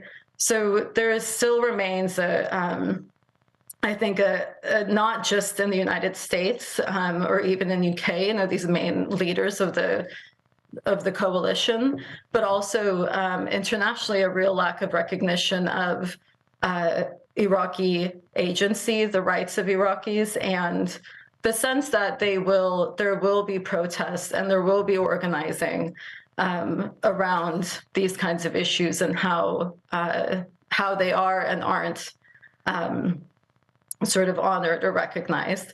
And then I just want to end with something that Sarah Manoff, who's a young artist, was a young artist that I worked with. She's now living in Turkey. She had to leave when Daesh was encroaching into Iraq. And I just want to say something that she said, because she speaks to something that I heard very, very often. And I think because none of us are in Iraq right now, it's important to hear her words. She says, for my generation, it wasn't a hard year or two. All the years were hard. When I was little, it was the Iran-Iraq War, then the first Gulf War. I remember wanting to go to the University of Art during the time of sanctions and thinking about how much it costs to ride the bus. Then in 2003, it became even harder. There was so much killing. I had a classmate who played the guitar. When the Americans first came, the soldiers thought he was carrying a gun and they shot him. That was my first memory from that school. So I knew we were all targets and we might all die at any moment. The problems got bigger and bigger. 2006, 2007, so much killing. No film can carry how bad it was. Nothing can. You'd wake up in the morning and go outside and see bodies on the street. Those who lived before us only lived with a dictator. They didn't see the death the way we did. I don't know if anyone has. Every week I would see at least 2 or 3 dead. neighbors, others dead. If you see that every week, how do you make art? Then by the time I finished my master's degree, all the corruption and the Islamic State. At one point, the university closed because they said we were going to be targets because we were artists. If you live all of this, I don't think you can make art or really live. So we all wanted to leave. Thank you, Regine.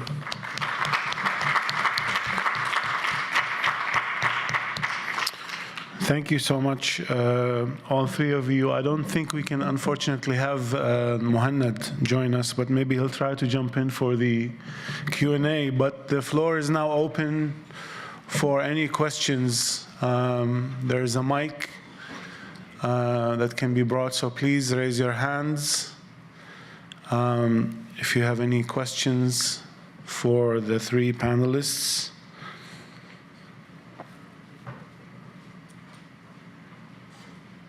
So, yes, Rochelle. Hi, Rochelle Davis. I'm a professor here. I was on the previous panel. I just wanted to ask Hanan to, she invited a question, and you said there's a real absence of invading forces, of the U.S. invading forces in Iraqi literature of post-2003, and you said it in the question and answer. You may be able to explain why. So I wanted to ask if you would elaborate. Thank you, everyone, for a fantastic panel. This was really, really amazing. Thank you very much, Rochelle. Yes, that's right.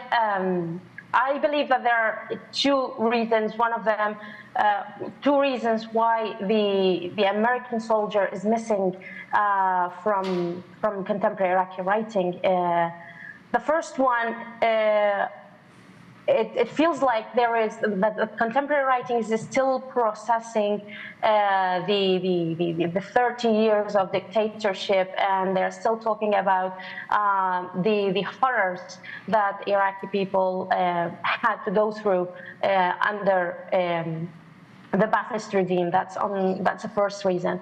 The second reason, I believe that they don't want to make a political statement. They are shy of making political statement regarding the invasion, because this is something that has been said before.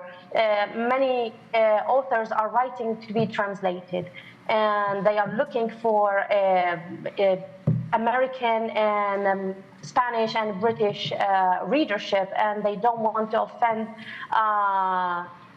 certain political viewpoints, and that's why they prefer not to. They prefer to focus on the suffering Iraqi subject without making any remarks regarding where the suffering comes from. And then there is the third point, which Sinan mentioned before, is that there were actually people who truly believed, and authors and intellectuals, the whole class of intellectuals who actually believed that the American invasion was that sort of a liberation and freedom, and that's why they couldn't sort of contradict that viewpoint. And there is a fourth possibility in which that probably we haven't still processed, because not only that the American soldier is missing from literature, but certain big issues, traumas, are also relatively missing from contemporary Iraqi fiction. Abu Ghraib, for instance, although it's present in certain poems, and there is actually only one Iraqi novel that deals with the torture in prison, and it does not deal with the prison of Abu Ghraib. It's called the Madman from Buka, and it refers to the prison in Camp Buka. So many of these issues are still not being processed in literature. So perhaps, I don't know, it's been 20 years now, and as Furat in Ijam would say, we are still there, here and there at the same time. So probably we still need time to process that, but there is also a political purpose behind it. Thank you. Is the question for Loki, because he has to leave? Okay, go ahead. Perfect. Armand Sadri, previous panel, also thank you for just an absolutely phenomenal collection of thoughts. I'm going to be a cheater and ask two questions. First one to low-key. I'll fumble through it, but to what extent do you receive queries and questions from artists who are inspired by your work and are trying to navigate political compromise? You've touched on a number of them through your talk, of basically the kind of constraints that you have of the ways where funding comes from to produce art. And so, how do you navigate those compromises? And I'm asking it in the form of how do you give that advice to up and coming artists as they're trying to, squeak out some money here or there, or opportunities here or there, just to get their work out there. The second question is to Regine. Hi, Regine. Great to see you. Wonderful, amazing work. You identified 3 shows at the end that are in completely different settings: Doha, Berlin, New York. And each show had a different political issue, right? The first one had to do with the government, essentially. Doha, Berlin had to do with Iraqi bodies and brown bodies and the way they're portrayed. And in New York, it was about corporate money. So the question I have is, to what extent do you see, as much as these are kind of 3 different issues, where you see the kind of the commonalities across the 3 when it comes to the treatment of Iraqi art, and if there's been any more fallout from the Berlin petition that you wonderfully put together, you and your colleagues put together, any more, that kind of half-assed apology that you got from the organizers, has there been more, fallout from that, or recognition that they were just kind of utterly in the wrong, or it's blinders? Thank you again for this wonderful, wonderful panel.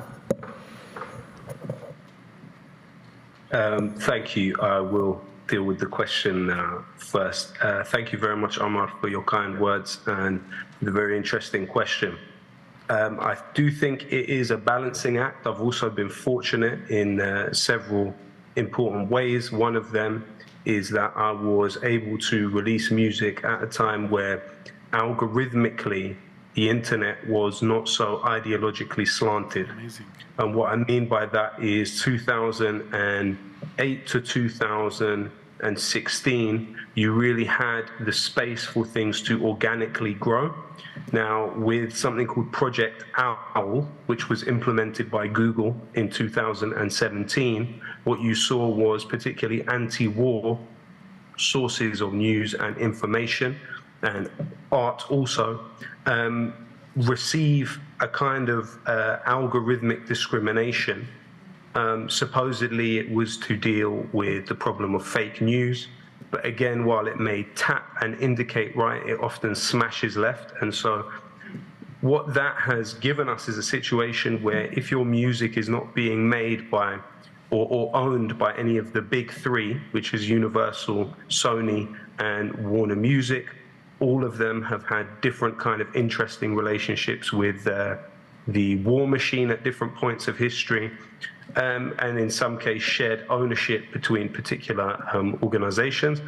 That means that the parameters of artistic possibility, and they say siyasa fan al-mumkin, and I always felt that art was like fan al-mustahil, and we were able to really express these things, that through politics, there's just a glass ceiling that certain things can't be achieved. For instance, again, it's not widely known, but I was fortunate enough in 2009, before my music became more explicitly political, to receive a performing arts grant from the BBC.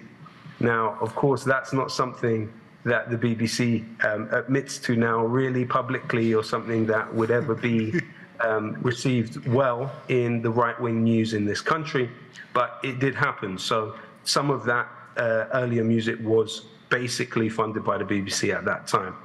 And so I was very fortunate, but that was the last year that performing arts grant existed, and it definitely would not be the same now. Just several years after receiving it, for example, I was at the last minute cancelled from an appearance on the BBC, as I was told by a BBC employee, because it was September 11th, as if that was a reason that I shouldn't come on because it's September 11th and the worry that something controversial may be said, or, and so in a way, it's kind of like the Sinan likes to call it the barbarians in Rome. I think that those who are associated with the war on terror within the metropoles of these imperial projects kind of became an extension of what was happening in those reaches of imperial power, and a lot of our dealing with the public sector became wrapped up in that kind of stuff. But of course, that is another story for another day. Thank you so much for having me. I'm so sorry that I have to run. I would love to hear the contributions which follow. Thank you very much, everyone. Thank you so much. Regine? Omar, thank you for your question. I would say that the commonality between the three is that what the wars did for so long seems to have made it appropriate, seeming, or permissible to continue the exploitation of Iraqis and the history of Iraq, the politics of Iraq, the artists, and even the political events that have happened, as grotesque as Abu Ghraib was. Even that wasn't off limits. I think it demonstrates, these three demonstrate that issues that would not be permissible in these major museums are permissible because they deal with Iraq. And that is something that I think needs to be addressed.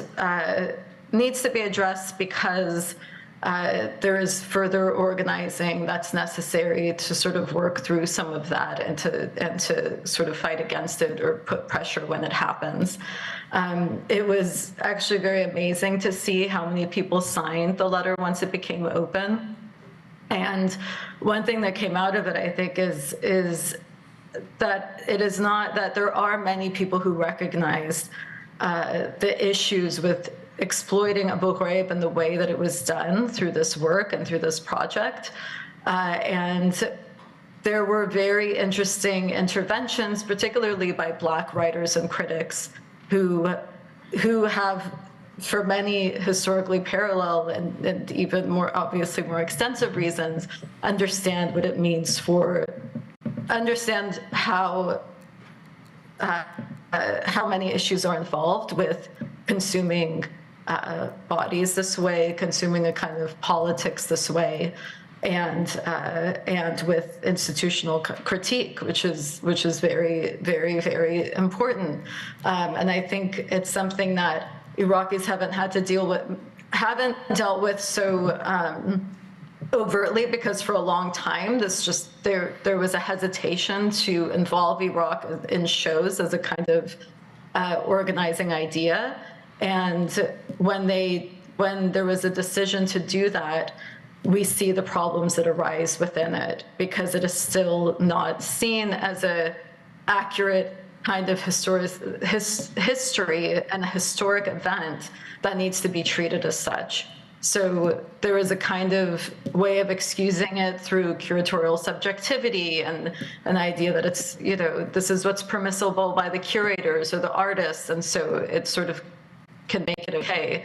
But there is a real event underneath this. For MoMA PS1, Theater of Operations, these are real historic events that have to be considered and explored in a responsible way, particularly if you have profiteers from those wars that are funding the museum it's being held at.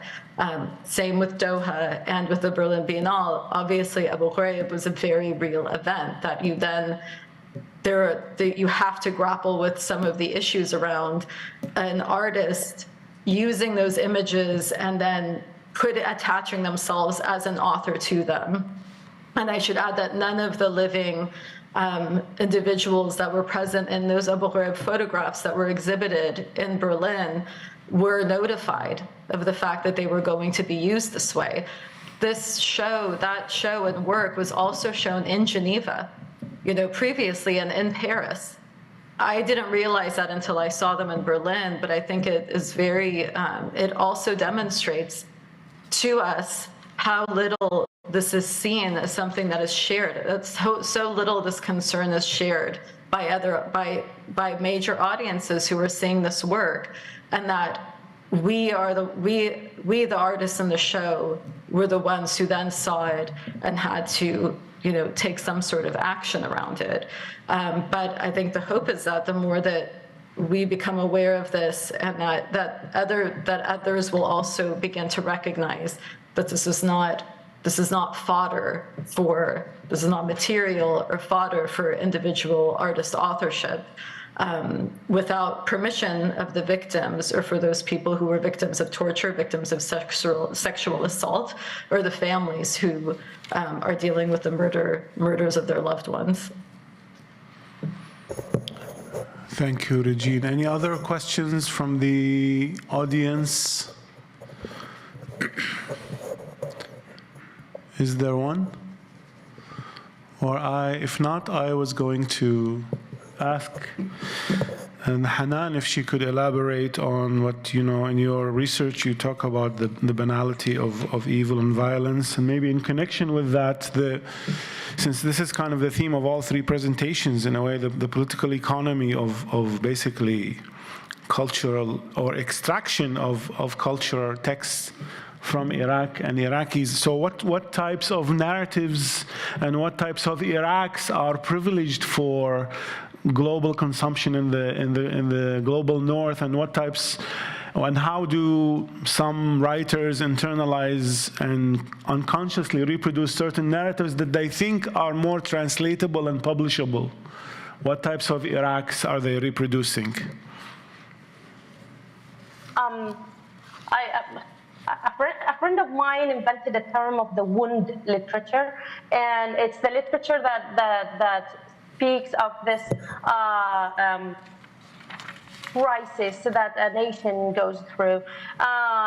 So the Iraq that are translatable or the one, Susan Sontag mentioned something in her article about Abu Ghraib regarding the torture of others, is that the only incident that anyone would identify Iraq with would be the incident of Abu Ghraib. And I get the feeling that the only incident that any Iraqi author would be translated or awarded for would be the author who would focus on that Iraqi suffering, on that Iraqi annihilated body, annihilated subject. And that's on one hand, and on the other hand, there is this recurrent use of images that focus on violence and the annihilation of bodies. So these are the scenes that depict the Iraqi suffering, which is true, which is real, but at the same time they deprive the Iraqi subject from its voice. It is a defeated subject. And I think that we need to focus on the other kind of narratives, the narratives that restore that voice to the Iraqi subject, and not focusing on it as a site of suffering. Thank you so much. Any other questions? Let me see if we have any questions from the online. Some of the questions for Loki, but he's no longer on the screen, and I don't think we have Muhannad with us. I should say, just on behalf of Muhannad, although I'm claiming to speak on behalf of another Iraqi, but some of the problematics that came through in this panel really is the demands of the global networks, and this issue that Loki brought up, which is how a lot of these texts are co-written by non-Iraqis, and you can tell right away. And I must say that Muhannad's film in a way tries, because there were questions to Loki, and the question that comes up is how then and I think a question extends beyond Iraq, how do writers and makers of culture and artists navigate this very complicated network and not compromise their work when obviously there are all of these demands and it's so difficult, and there are certain constraints and subject positions that allow some to enter more than others. And his film really manages, I think, to strike a balance between giving voice to Iraqi subjects and not avoiding violence, but also showing the effects of the occupation. I mean, what came through is, sadly, I have to quote Fuad Ajami, but in his description of the invasion of Iraq, he said the acquisition of Iraq. But in so many of the details and the statistic we hear, it's about this corporate extractivism, really, if you think of it. And then there's so much talk about we lost the war in this country, but there are reports out there about how so many of the folks who called for the war actually are benefiting and reaping benefits through their connections with all of these corporations. But the issue of the internalization of colonial and mentality and colonized minds, which low-key showed how it's actually very organized, is that on social media, a lot of Iraqi writers and journalists, until 10 years ago, were insisting on using the term tahrir. If you go back to Facebook, you'll see that there are debates telling people, you know, how can you call it tahrir? So there's all this terminology, or they would call it taghyir, just change also. This also takes out who actually effectuated this change. Yeah, I think, but I want to end on a positive note, to what both Hanan and Regine brought up, and also Loki about the Iraqi writers and artists who are navigating this minefield in a way. And I think actually in the 2019 uprising really showed the talent and the resourcefulness of Iraqis inside Iraq, whether in terms of the artwork and the graffiti, but also the songs and the chants, and that they were, of course, going back to a longer, very rich tradition of modern Iraqi history and the revolutionary tradition that goes back, as Loki mentioned, to the early 20s and through the 50s. And so I just want to, on behalf of the audience and everyone, I want to thank Loki and Mohanad and Regine and Hanan. Regine, I'm sorry about the faux pas. I wrote a novel about a character that has dementia, and I think I got infected from the character. But thank you so much. And if any of you have questions and comments, whether here or online, I think both of them are reachable. Now you're going to hate me for flooding your inboxes, but thank you so much.